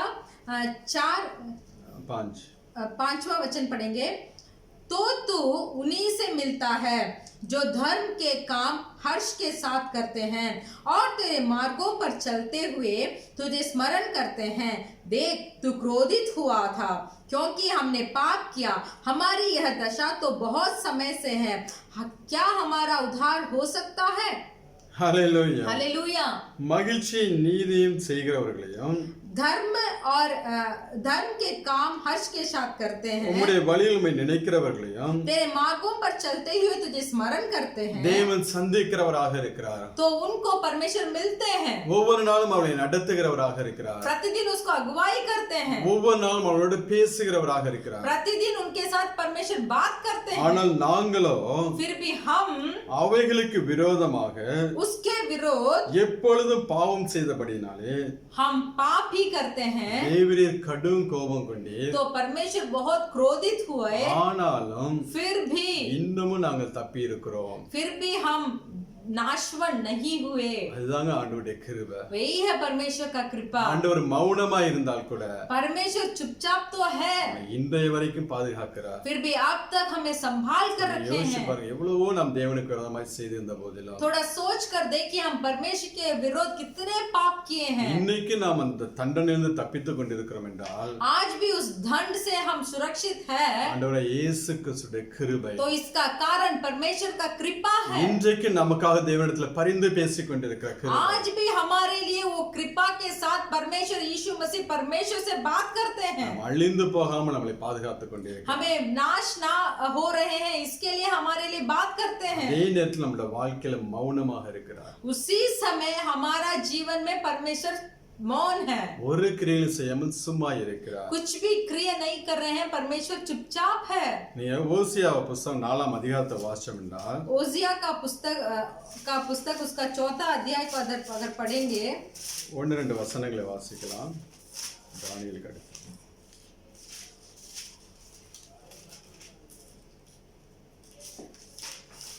होशे का पुस्तक इतना 4வது அதிகாரம் 1-2 उसका 4था अध्याय, होशे का पुस्तक उसका 4था अध्याय 1 और 2 को पढ़ेंगे। हे इजराइलियों, यहोवा का वचन सुनो। इस देश के निवासियों के साथ यहोवा का मुकदमा है। इस देश में ना तो कुछ सच्चाई है, ना कुछ करुणा और ना कुछ परमेश्वर का ज्ञान है। यह शाप देने, झूठ बोलने, वध करने, चुराने और व्यभिचार करने को छोड़ कुछ नहीं होता। वे व्यवस्था की सीमा को लांघ कर कुकर्म करते हैं और खून ही खून होता रहता है। இங்கே தேவன் சொல்லுகிறார், या परमेश्वर बताते हैं அவர்கள் பாவத்தின் மேல் பாவம் செய்து वो पाप के ऊपर पाप करते हैं, மிஞ்சி மிஞ்சி போகிறார்களா. बहुत ज्यादा से ज्यादा होते हैं। இங்க முதலாவது வசனத்துல சொல்ற பாருங்க, या पहला वचन में बताते हैं தேசத்து குடிகளோடு ये देश के निवासियों के साथ கர்த்தருக்கு வழக்கு இருக்கிறதா. यहोवा को मुकदमा है। தேசத்துல உண்மையும் இல்லை, देश में सच्चाई नहीं, இரக்கமும் இல்லை, करुणा नहीं, தேவனை பற்றிய அறிவும் இல்லை. परमेश्वर का ज्ञान भी नहीं। இந்த வழக்கு தான் இப்ப நடந்துகிட்டு இருக்கு. तो यही मुकदमा अब चल रहा है। இதனாலதான் தேவன் இந்த நாட்கள் இந்த கொள்ளை நோயை அனுமதித்து இருக்கிறார். इसीलिए ही परमेश्वर इन दिनों में इस महामारी को भेजे हैं। பாவத்தின் மேல் பாவம் செய்து पाप के ऊपर पाप कर மிஞ்சி மிஞ்சி போகிறார்கள் என்று சொல்லி தேவன் சொல்லுகிறார். ये पाप के अधिक में पहुंचे हैं। தேசத்துல உண்மையில எந்த மனுஷனுடைய உண்மையில என்று சொல்லி சொல்லுகிறார். परमेश्वर बताते हैं इस देश के निवासियों के पास सच्चाई नहीं है। தேவ ஜனமாக இருக்கட்டும், वो क्यों ना वो इस्राएल के लोग हैं, புறஜாதியாக இருக்கட்டும், नहीं तो दूसरे लोग हैं, ஒரு இரக்க குணம் இல்லாமல் வாழ்ந்து கொண்டிருக்கிறார்கள். उनके पास एक बिना करुणा के वो जी रहे हैं। சுயநலமிக்க ஒரு வாழ்க்கையிலே வாழ்ந்து கொண்டிருக்கிறார்கள். वो एक अपने आप के बारे में सोच कर वो जी रहे हैं। பாவத்தின் மேல் பாவம் செய்து மிஞ்சி போகிறார்கள் என்று சொல்லி தேவன் சொல்லுகிறார். तो पाप के ऊपर पाप कर वो पाप नहीं बहुत ज्यादा जा रहे हैं। இன்னும் அதே அதிகாரம் 7வது வசனத்தை வாசிச்சோம்னா तो वही अधिकार का 7वां वचन हम पढ़ेंगे। அங்க சொல்லுகிறார், वहाँ बोलते हैं அவர்கள் எவ்வளவாய் பெருகினார்களோ जैसे वे बढ़ते गए அவ்வளவாய் वैसे ही எனக்கு விரோதமாய் பாவம் செய்தார்கள். मेरे विरुद्ध पाप करते गए। அவருடைய மகிமையை मेरा महिमा को இலட்சியாக மாற பண்ணுவேன் என்று சொல்லி சொல்லுகிறார். मेरे वैभव के बदले उनका अनादर करूंगा। எவ்வளவாய் பெருகினார்களோ कितना वो बढ़े அவ்வளவாய் அவர்கள் தேவனுக்கு விரோதமாய் பாவம் செய்கிறார்களா. उतना ही परमेश्वर का विरोध भी उन लोगों ने पाप किया। சில நேரங்கள்ல कुछ समय में தேவன் ஏன் நம்மளை உடனே ஆசீர்வதிக்க மாட்டேங்கிறார் என்றால் परमेश्वर तुरंत हमें क्यों आशीर्वाद नहीं करते?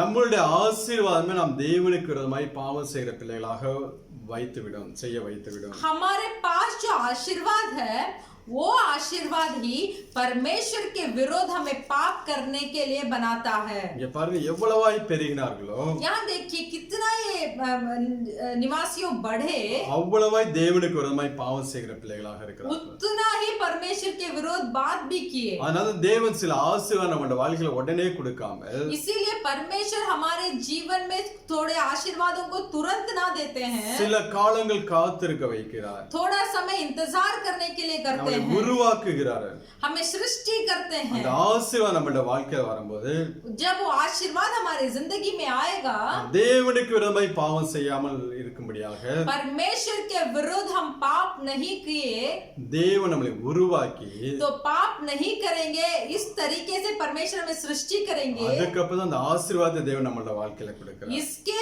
बाद ही परमेश्वर वो आशीर्वाद को हमें देंगे। அதனால சில தாமதங்கள் வருகிறது, इसीलिए थोड़ा इंतजार हमें करना पड़ता है। அந்த தாமதங்கள்னால் நம் தேவன் அமைதியாக இருக்கிறார் என்று சொல்லி நாம் நினைத்துக் கொள்வோம்। तो ये इतना देर हो रहा है बोलकर हम समझ रहे हैं तो परमेश्वर इस चीज में मौन है बोलकर हमें समझना चाहिए। 62ஆம் சங்கீதம் 10வது வசனத்தை வாசித்தோம் என்றால் भजन संगीता 62 का 10वां वचन अगर हम पढ़ेंगे,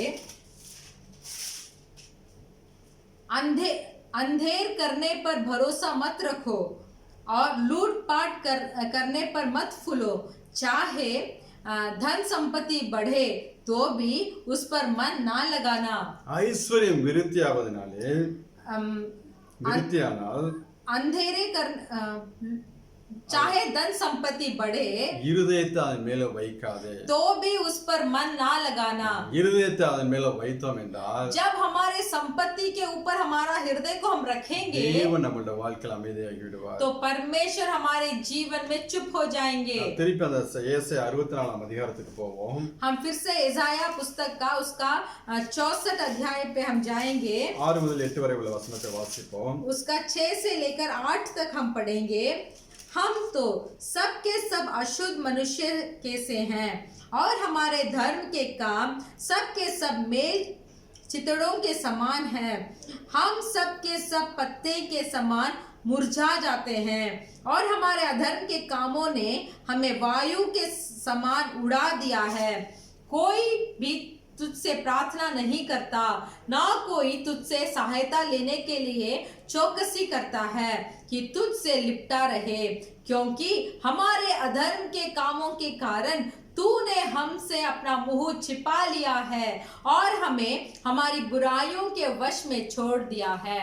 8வது வசனம், उसका 8वां वचन, तो भी हे यहोवा तू हमारा पिता है, देख हम तो मिट्टी है और तू हमारा कुम्हार है, हम सब के सब तेरे हाथ के काम है। இங்கே ஏசாயா தீர்க்கதரிசி சொல்லுகிறார், यहाँ यशाया भविष्यद्वक्ता बताते हैं, நாங்கள் உமக்கு விரோதமாய் பாவம் செய்தது நிமித்தம் हमने आपके विरुद्ध जो पाप किया है, உம்முடைய முகத்தை आपके मुख को எங்களை விட்டு மறைத்து आपने आपके मुख को मुझसे छिपा लिया।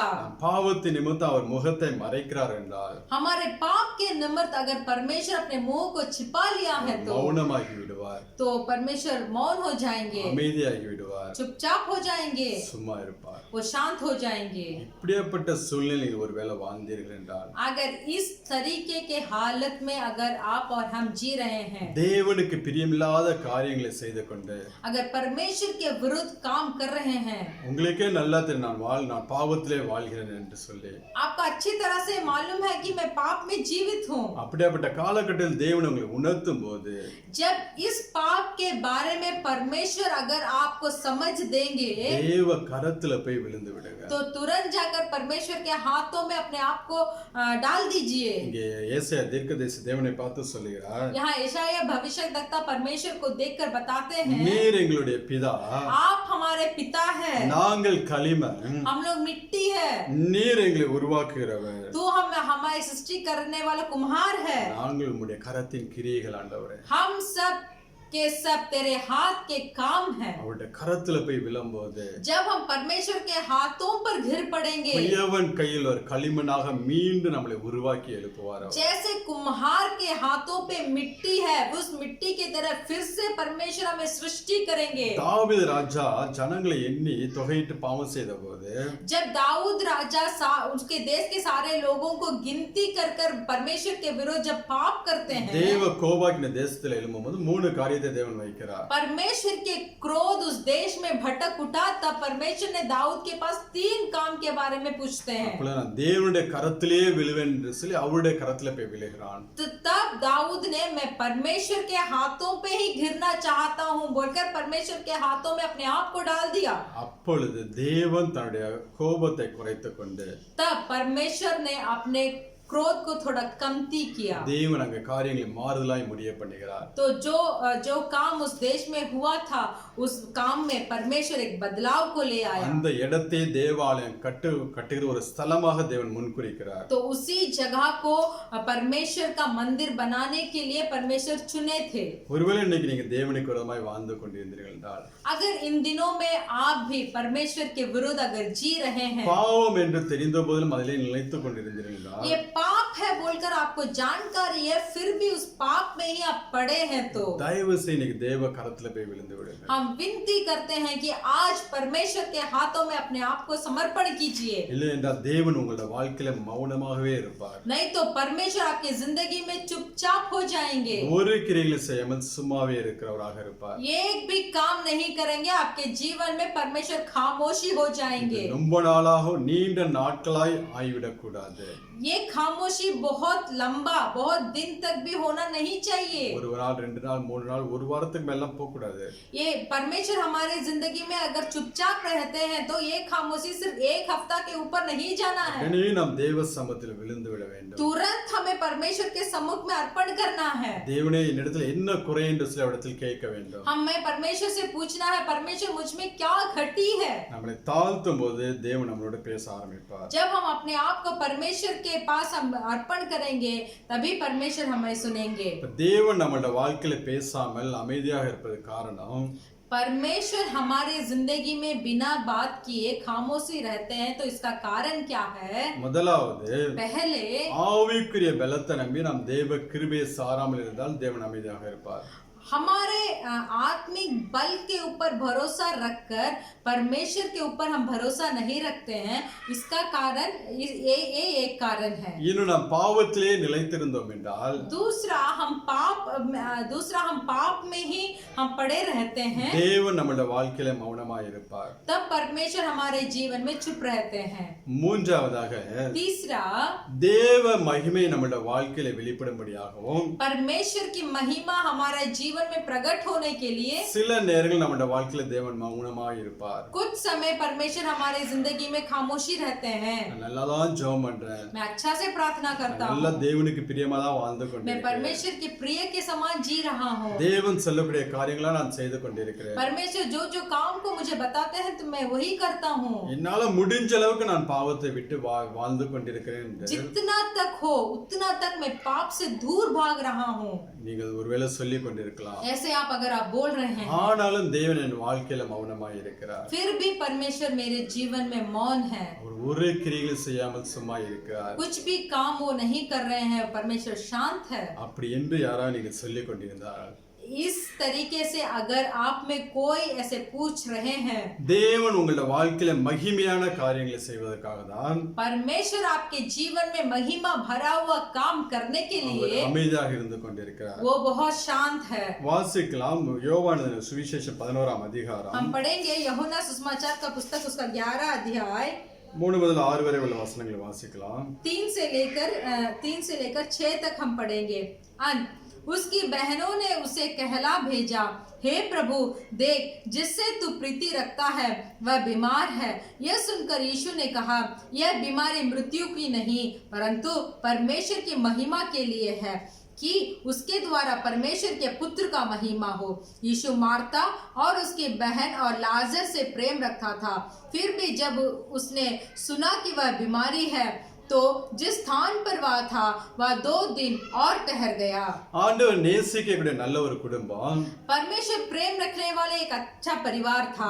இந்த 2 சகோதரிகளும் ये 2 बहनें தேவனை அதிகமாய் நேசிக்கக்கூடிய பிள்ளைகள், परमेश्वर के ऊपर बहुत प्रेम रखने वाली थी। லாசரும் ஆண்டவர் இயேசு கிறிஸ்துவுக்கு பிரியமானவன், लाजर भी बहुत परमेश्वर से प्रेम रखता था। அவன் மரணத்துக்கு எதுவாக வியாதிப்பட்டு இருந்தபோது जब वो मृत्यु का बीमारी उसको हुआ, சகோதரிகள் சொல்லி அனுப்புகிறார்கள். वो बहनें जो थी वो कहलाकर बेचती थी। அந்த காரியங்களை கேட்ட பொழுது फिर भी जब ये कार्य के बारे में यीशु ने सुना, ஆண்டவர் அந்த ஊர்ல பின்னும் 2 நாள் தங்குகிறார். परमेश्वर जहाँ थे वहाँ फिर और 2 दिन रुक गए। இந்த லாசரோட வாழ்க்கையில ஒரு காரியங்களை செய்யாதபடிக்கு लाजर के जीवन में कुछ काम को परमेश्वर नहीं किया। ஆண்டவர் மௌனமாய் இருக்கிறார், परमेश्वर मौन थे, ஆண்டவர் சும்மா இருக்கிறார். परमेश्वर शांत थे। ஆனா அதே நேரத்துல அந்த ஊர்ல வேற காரியங்களை செய்து கொண்டிருக்கிறார். फिर भी जो जगह पे परमेश्वर थे वहाँ बहुत काम कर रहे थे। நம்மளுடைய வாழ்க்கையில் சில நேரங்கள் அப்படியாக நம்மளை நடத்துவார். परमेश्वर हमारे जिंदगी में भी हमें इस तरीके की अगुवाई करते हैं। சில ஜெபத்திற்கு, कुछ प्रार्थना के लिए, சில ஆசீர்வாதத்தை குறித்து कुछ आशीर्वादों के लिए தேவன் அமைதியாகவே இருப்பார். परमेश्वर चुपचाप ही रहेंगे। நாம் எவ்வளவுதான் ஜெபம் பண்ணினாலும், हम कितना प्रार्थना करेंगे, எவ்வளவுதான் நம்ம விசுவாசத்தோட இருந்தால் கூட कितना भी विश्वास के साथ हम रहेंगे भी तो தேவன் மௌனமாகவே இருப்பார். परमेश्वर शांत ही रहेंगे। அதே நேரத்துல சில காரியங்களை நாம் கேட்காமலே தேவன் ஆசீர்வதிச்சு கொடுப்பார். उसी समय कुछ काम को हम पूछे भी नहीं होंगे, उस काम के द्वारा आशीर्वाद को लेके आएंगे। நமக்குள்ள அப்ப ஒரு குழப்பமான சூழ்நிலைக்கு நாம் கடந்து செல்வோம். तो उस समय हम थोड़ा ऐसे भटक जाएंगे कि क्या हो रहा है। விசுவாசத்தோட நீங்கள் காத்திருக்க வேண்டும். फिर भी विश्वास के साथ आपको इंतजार करना है। தேவன் ஏதோ ஒரு மகிமையான காரியங்களை செய்ய போகிறார் என்று சொல்லி परमेश्वर मेरे जिंदगी में एक महिमा के काम करने जा रहे हैं बोलकर காத்திருக்க வேண்டும். आपको इंतजार करना है। நான் இந்த சம்பவத்துல பார்த்தோம் என்றால், इस संभव को अगर हम देखेंगे, ஆண்டவர் இயேசு கிறிஸ்து 2 நாள் அங்க தாமதம் பண்ணுகிறார் போகாமல். 2 दिन परमेश्वर देर कर रहे हैं उस लाजर की जगह को जाने के लिए। இவ்வளவு ஆண்டவர் இயேசு கிறிஸ்து இருக்க வேண்டிய எருசலேமுக்கும் अभी जहाँ यरूशलेम देश में यीशु मसीह रहते थे, அந்த பெத்தானியா அந்த குடும்பம் இருக்கிற ஊருக்கும் और जो परिवार जो गांव में रहते थे, ஒரு 2 மைல் தாங்க டிஸ்டன்ஸ். वो सिर्फ 2 माइल का दूरी था। ஆண்டவர் நடந்தா 1 மணி நேரம் 2 மணி நேரத்துல நடந்து போயிடுவார். परमेश्वर चाहते हो तो 1 या 2 घंटा में चलकर वहां जा सकते थे। ஆனால் 2 நாள் ஆண்டவர் மௌனமாக இருக்கிறார். फिर भी 2 दिन परमेश्वर चुप रहे। அதற்கு அப்புறம் ஆண்டவர் அந்த இடத்துக்கு கடந்து செல்கிறார். उसके बाद परमेश्वर उस जगह को पहुंचे। நீங்கள் 11ஆம் அதிகாரம் 39-40 வசனங்களை வாசிக்கலாம். आप वही 11 अध्याय का 39 और 40 को पढ़ेंगे। यीशु ने कहा, पत्थर हटाओ। उस मरे हुए की बहन मार्ता उसने कहने लगी, हे प्रभु, उसमें से अब तो दुर्गंध आती है, क्योंकि उसे मरे 4 दिन हो चुके हैं। यीशु ने उसे कहा, क्या मैंने तुझसे नहीं कहा था कि यदि तू विश्वास करेगी तो परमेश्वर की महिमा को देखेगी? ஏன்னா அந்த லாசர் மரித்து 4 நாட்கள் விட்டாரு. क्योंकि लाजर मरकर 4 दिन हो गया। அவனை கல்லறையில் அடக்கம் பண்ணி விட்டார்கள். उसको कब्रिस्तान में रख दिए। அப்பொழுது இயேசு கிறிஸ்து வந்து அந்த கல்லை புரட்டச் சொல்லும்போது, तब यीशु मसीह आकर पत्थर हटाओ बोले। அந்த மார்த்தா அந்த சகோதரி சொல்லுகிறாள், तो मार्ता बहन वहां बताती है, 4 நாளாச்சு நாருமே ஆண்டவர் என்று சொல்லுகிறாள். बताती है, पर हे प्रभु 4 दिन हो गए, उसमें से दुर्गंध आएगी। ஆனா ஆண்டவர் சொல்லுகிறார், फिर भी यीशु मसीह वहां बताते हैं, விசுவாசித்தால் தேவனுடைய மகிமையை காண்பாய் என்று. यदि तू विश्वास करेगी तो परमेश्वर की महिमा को देखेगी। இன்றைக்கு நீங்கள் விசுவாசித்தீர்கள் என்றால், अगर आज आप विश्वास करेंगे உங்களுடைய வாழ்க்கையில் தேவன் அப்படிப்பட்ட மகிமையான காரியங்களை செய்வார். तो आपके जिंदगी में परमेश्वर उस महिमा के काम करेंगे। சூழ்நிலைகளை பார்க்காதீர்கள், हालत को मत देखिए, காலம் கடந்து போய்விட்டது என்று சொல்லி நினைக்காதீர்கள். जमाना गुजर गया है बोलकर मत सोचिए। தேவன் எல்லாவற்றுக்கும் மேற்பட்டவர் அவர். परमेश्वर सबसे अधिक है। இங்க மரித்து 4 நாள் ஆயிடுச்சு. यहाँ मरकर 4 दिन हुआ। சரீரம் அழுகி போக ஆரம்பித்து விட்டது. जो शरीर जो था उसमें से दुर्गंध आ रही थी। ஆனால் ஆண்டவர் சொல்கிறார், फिर भी परमेश्वर यीशु मसीह बताते हैं, விசுவாசித்தால் தேவனுடைய மகிமையை காண்பாய். तू विश्वास करेगी तो परमेश्वर की महिमा को देखेगी। இன்றைக்கும் தேவன் உங்களுடைய வாழ்க்கையிலும் அதுதான் சொல்கிறார். आज भी परमेश्वर आपके जिंदगी में यही चीज को बताते हैं। எல்லாம் இழந்து விட்டேன் என்று சொல்லாதீங்க.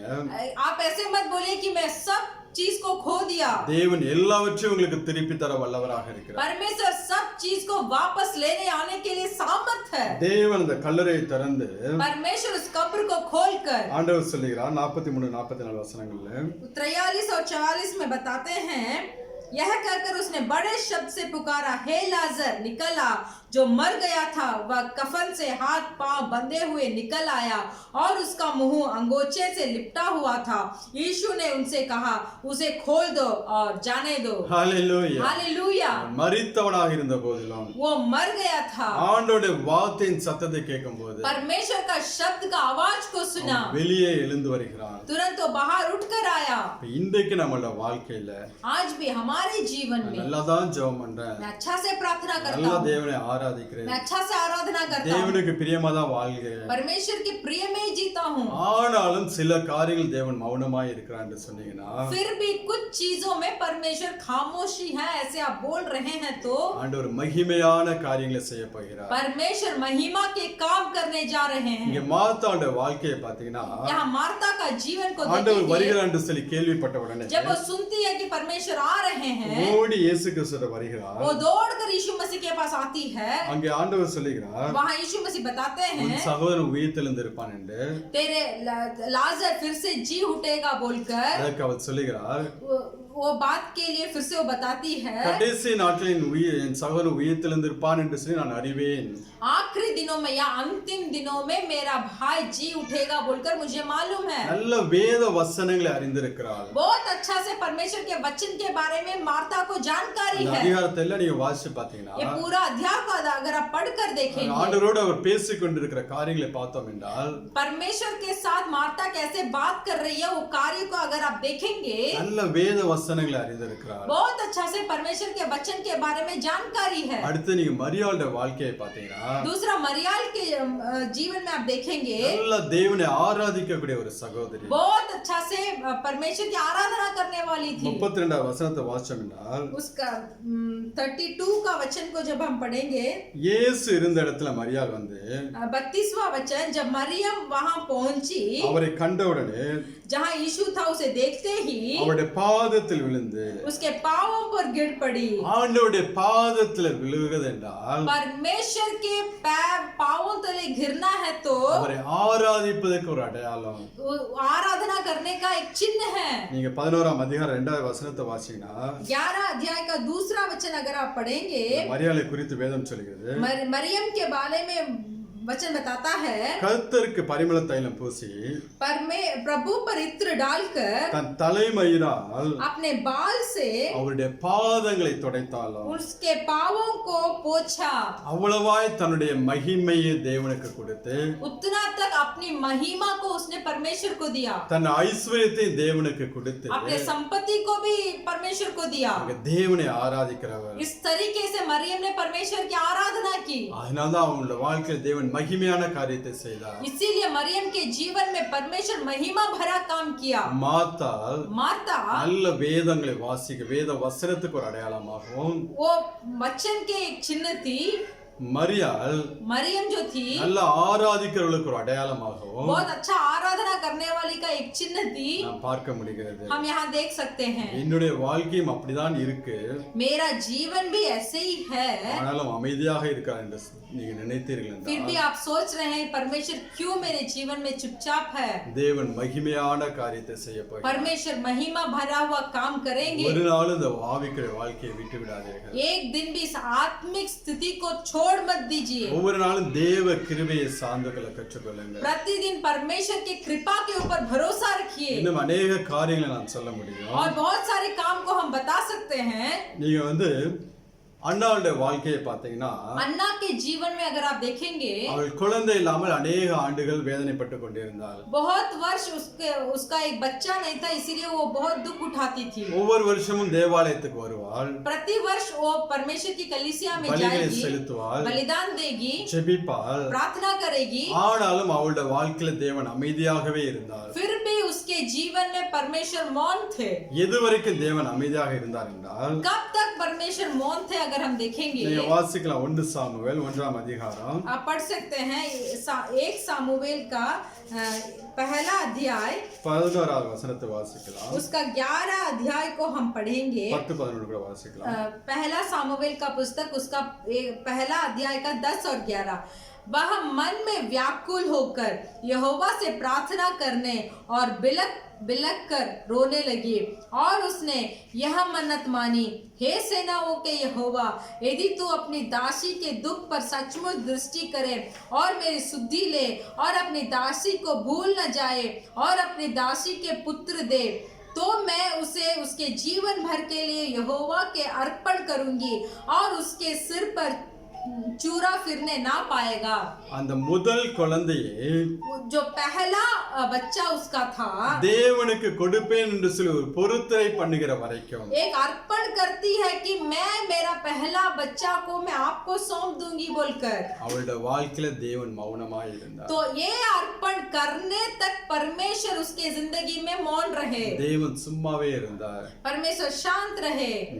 இந்த வார்த்தையை சொல்லி அவள் செபித்த போது, जब मैं मेरे पहले बच्चे को आपके अर्पण करूंगी बोलकर ये शब्द बोलकर प्रार्थना करने तक, அடுத்த ஆண்டு அடுத்த வருஷம் ஆலயத்து வரதுக்குள்ளே அவளுக்கு குழந்தை பெற்றெடுத்தார். तो अगला वर्ष कलीसिया आने से पहले परमेश्वर ने उसके हाथ में एक बच्चे को दिया। அதுக்கு முன்பதாக பார்த்தேன் ஒவ்வொரு ஆண்டு வந்து வெறுமையாய் போய் கொண்டிருந்தார். तो उसके पहले देखेंगे प्रति वर्ष वो आएगी, आकर खाली हाथ ही फिर जाएगी। இன்றைக்கு தேவன் சில காரியங்கள் நம்மிடத்தில் எதிர்பார்க்கிறவராக இருக்கிறார். आज भी परमेश्वर हमारे जीवन में से कुछ काम को चाहते हैं। நாம் எதை அவருக்கு அர்ப்பணிக்க வேண்டும் என்று சொல்லி எதிர்பார்க்கிறாரோ, परमेश्वर हमें ऐसे देख रहे हैं कि हमारे जिंदगी में किन चीजों को हम उनके लिए अर्पण कर रहे हैं, அதை அர்ப்பணிக்கிற வரைக்கும் தேவன் அமைதியாக இருப்பார். तो उन चीज को अर्पण करने तक परमेश्वर शांत रहेंगे। யாத்ராமம் 22ஆம் அதிகாரம் 29ஆம் வசனத்தை வாசிச்சோம் என்றால், निर्गमन का पुस्तक उसका 22वां अध्याय 29 उसका 19 वचन को हम पढ़ेंगे। अपने खेतों की उपज और फलों के रस में से कुछ मुझे देने में विलंब ना करना, अपने बेटों में से पहिलेटे को मुझे देना। முதல் பழுக்கும் பழத்தை, जो फल पहले उबजता है இன்னும் வடியும் ரசத்தையும் और फल के रस को காணிக்கை செலுத்த தாமதிக்க வேண்டாம். फल के रस में से कुछ मुझे देने में विलंब ना करना, உன் குமாரில் முதற் பேரானவனை अपने बेटों में से पहलेटों को எனக்கு கொடுப்பாயா. मुझे देना।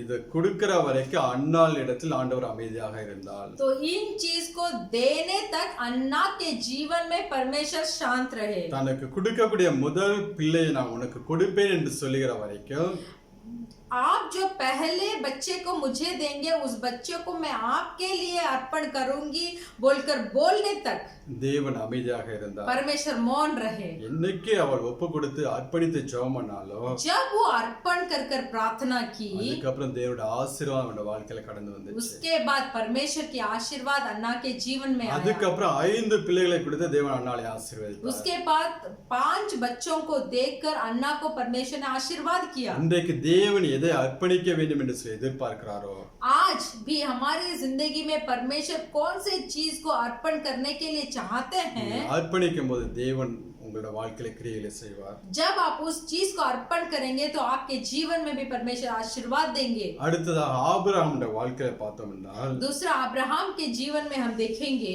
பலிபீடத்தில் கொண்டு வந்து தான் குமாரனை வைக்கும் வரைக்கும் वो बलि जो वेदी के ऊपर लेके आकर अपने पुत्र को जब उन्होंने लेटाया था, தேவன் அவனுடைய வாழ்க்கையில அமைதியாக இருந்தார். परमेश्वर उसके जीवन में मौन रहे। நீங்க ஆதியாகமம் 22ஆம் அதிகாரத்தை வாசித்துக் கொள்ளுங்கள். आप उत्पत्ति के पुस्तक को 22वां अध्याय पढ़ के देखिए। அங்க ஆண்டவர் சொல்லுவார், वहाँ परमेश्वर बताएंगे, உன் புத்திரனை எனக்கென்று நீ பலி கொடுக்க வேண்டும் என்று சொல்லி तेरे पुत्र को मेरे लिए बलि देना, சொல்லிவிட்டு ஒரு இடத்தையும் காண்பிப்பார். ऐसे बोलकर एक स्थान को भी दिखाया। தேவன் சொன்னபடியே ஆபிரகாம் அந்த இடத்துக்கு கடந்து போவார். जैसे परमेश्वर ने कहा अब्राहम उस स्थान को जाते हैं, 3 நாள் பிரயாணமாக கடந்து போவார். 3 दिन का यात्रा कर कर वहाँ जाते हैं। 3 நாள் வரை ஆண்டவர் ஒரு சத்தமும் கிடையாது.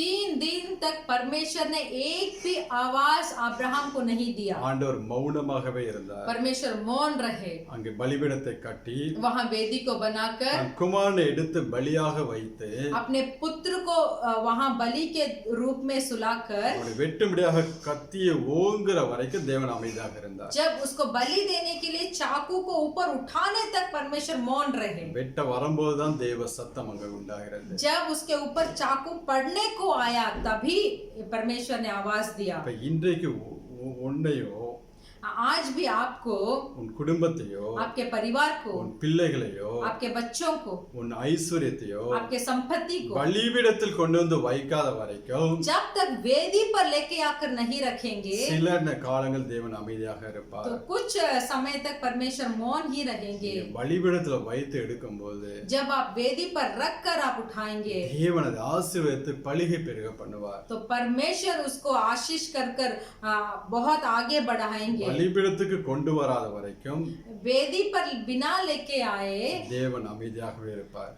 जब तक हम वेदी पर ना लेके आएंगे परमेश्वर मौन रहेंगे. இன்னைக்கு எப்படி உங்களுடைய வாழ்க்கையில் தேவன் எந்த சூழ்நிலை அமைதியாக இருந்து கொண்டிருக்கிறார்? तो आपके जीवन में परमेश्वर किन किन हालत में खामोशी में है? முதலாவதாக நாம் பார்த்தோம், पहले हम देखे ஆவிக்குரிய பலத்தை நம்பி தேவ கிருபையை சார்ந்திராமல் இருந்தால் தேவன் அமைதியாக இருப்பார். हमारे आत्मिक बल के ऊपर भरोसा रखकर परमेश्वर की कृपा के ऊपर अगर भरोसा नहीं रखेंगे तो परमेश्वर खामोशी रहेंगे. இரண்டாவது, பாவத்துல நிலைத்திருந்தோம் என்றால் தேவன் அமைதியாக இருப்பார். दूसरा, जब हम पाप में ही जी रहे हैं तो परमेश्वर खामोशी रहेंगे. மூன்றாவதாக, तीसरा, தேவ மகிமை வெளிப்படும்படியாக சில நேரங்களில் நம்முடைய வாழ்க்கையில் தேவன் அமைதியாக இருப்பார். परमेश्वर की महिमा हमारे जिंदगी में प्रकट होने के लिए कुछ दिन परमेश्वर खामोशी में रहेंगे. சில நேரங்களில் தேவன் உங்களுக்கு சில அர்ப்பணிப்பை எதிர்பார்ப்பார். कुछ समय परमेश्वर आपके जीवन में कुछ अर्पण को चाहते होंगे. அர்ப்பணிக்கிற வரைக்கும் தேவன் அமைதியாக இருப்பார். अर्पण करने तक परमेश्वर शांत रहेंगे. உங்களை உங்கள் குடும்பத்தை பலிபீடத்துக்கு கொண்டு வரையும் சில நேரங்களில் தேவன் அமைதியாக இருப்பார். आपको और आपके परिवार को वेदी पर लेके आने के लिए भी परमेश्वर शांत रहेंगे. நீங்க உங்களை ஒப்பு கொடுக்கும்போது जब आप अपने आप को अर्पण करेंगे தேவன் தன்னுடைய கிரியைகளை தொடங்க ஆரம்பிப்பார். तब परमेश्वर अपने क्रिया को चालू करेंगे. ஒரு விஷயம் உங்களுக்கு கொஞ்சம் ஆராய்ந்து பாருங்க. तो इसीलिए अपने आप को थोड़ा जांच कर देखिए. தேவனுடைய எதிர்பார்ப்பு என்ன என்று சொல்லி ஒப்பு கொடுங்க. परमेश्वर की चाहत क्या है बोलकर अपने आप को स्मरण कर कर देखिए. கர்த்தர் உங்களை ஆசீர்வதிப்பார். परमेश्वर आपको आशीष நாம் करेंगे. எல்லாம் ஜெபிக்கலாம். हम सब प्रार्थना करेंगे. Hallelujah, hallelujah, hallelujah. धन्यवाद, धन्यवाद, धन्यवाद, धन्यवाद, धन्यवाद, धन्यवाद, धन्यवाद. सब मुंह खोलकर एक अच्छे वचन को परमेश्वर ने हमें दिया है. हम में से कितने लोग हैं अब तक हम ऐसे प्रसन्न पूछते रहते हैं कि परमेश्वर मेरे जिंदगी में क्यों कुछ प्रतिफल नहीं मिल रहा है, परमेश्वर मेरे जिंदगी में आप क्यों खामोशी है, परमेश्वर मेरे जिंदगी में आप क्यों चुपचाप है, मेरी हालत बिगड़ रही है, मैं बहुत भटका हुआ हूँ, मेरे जीवन बिगड़ी हुई है परमेश्वर, फिर भी आप इस हालत में क्यों चुप है परमेश्वर, आप इस हालत में क्यों मेरी सुन नहीं रहे हैं परमेश्वर. अगर हमें कितने लोग ऐसे पूछ रहे हैं तो परमेश्वर का संदेश हमें मिला है, परमेश्वर का उत्तर मुझे मिला है कि परमेश्वर की महिमा मेरे जीवन में प्रकट होने के लिए. हालेलुया. नहीं तो जो पाप में मैं जी रहा हूँ उस पाप को दूर हटाकर परमेश्वर की पवित्रता में प्रवेश होने के लिए. Hallelujah, hallelujah. नहीं तो मुझे अपने आप को वेदी पर समर्पण कर हालेलुया मुझे जीने के लिए इतने 3 चीजों को परमेश्वर ने आज हमारे आंखों के सामने रखे हैं. हालेलुया. परमेश्वर अगर हमारे जीवन में कहीं हम आपके आशीर्वाद आपके वचनों से हम घट गए हैं परमेश्वर तो हम आपसे माफी चाहकर परमेश्वर फिर से परमेश्वर एक मरियम के तरह एक अच्छा आराधना करने वाले मार्था के तरह हालेलुया, हालेलुया अच्छा से समर्पण करने वाले परमेश्वर ऐसे जीवन को आज से हमारे जीवन में देने के लिए हम मांगते हैं परमेश्वर. धन्यवाद, धन्यवाद. मरियम के तरह अच्छा से आराधना करना है, मार्था के तरह अच्छा से वचन को पढ़ना है, आपके प्रिय के अनुसार जीना है परमेश्वर. धन्यवाद, धन्यवाद, धन्यवाद परमेश्वर.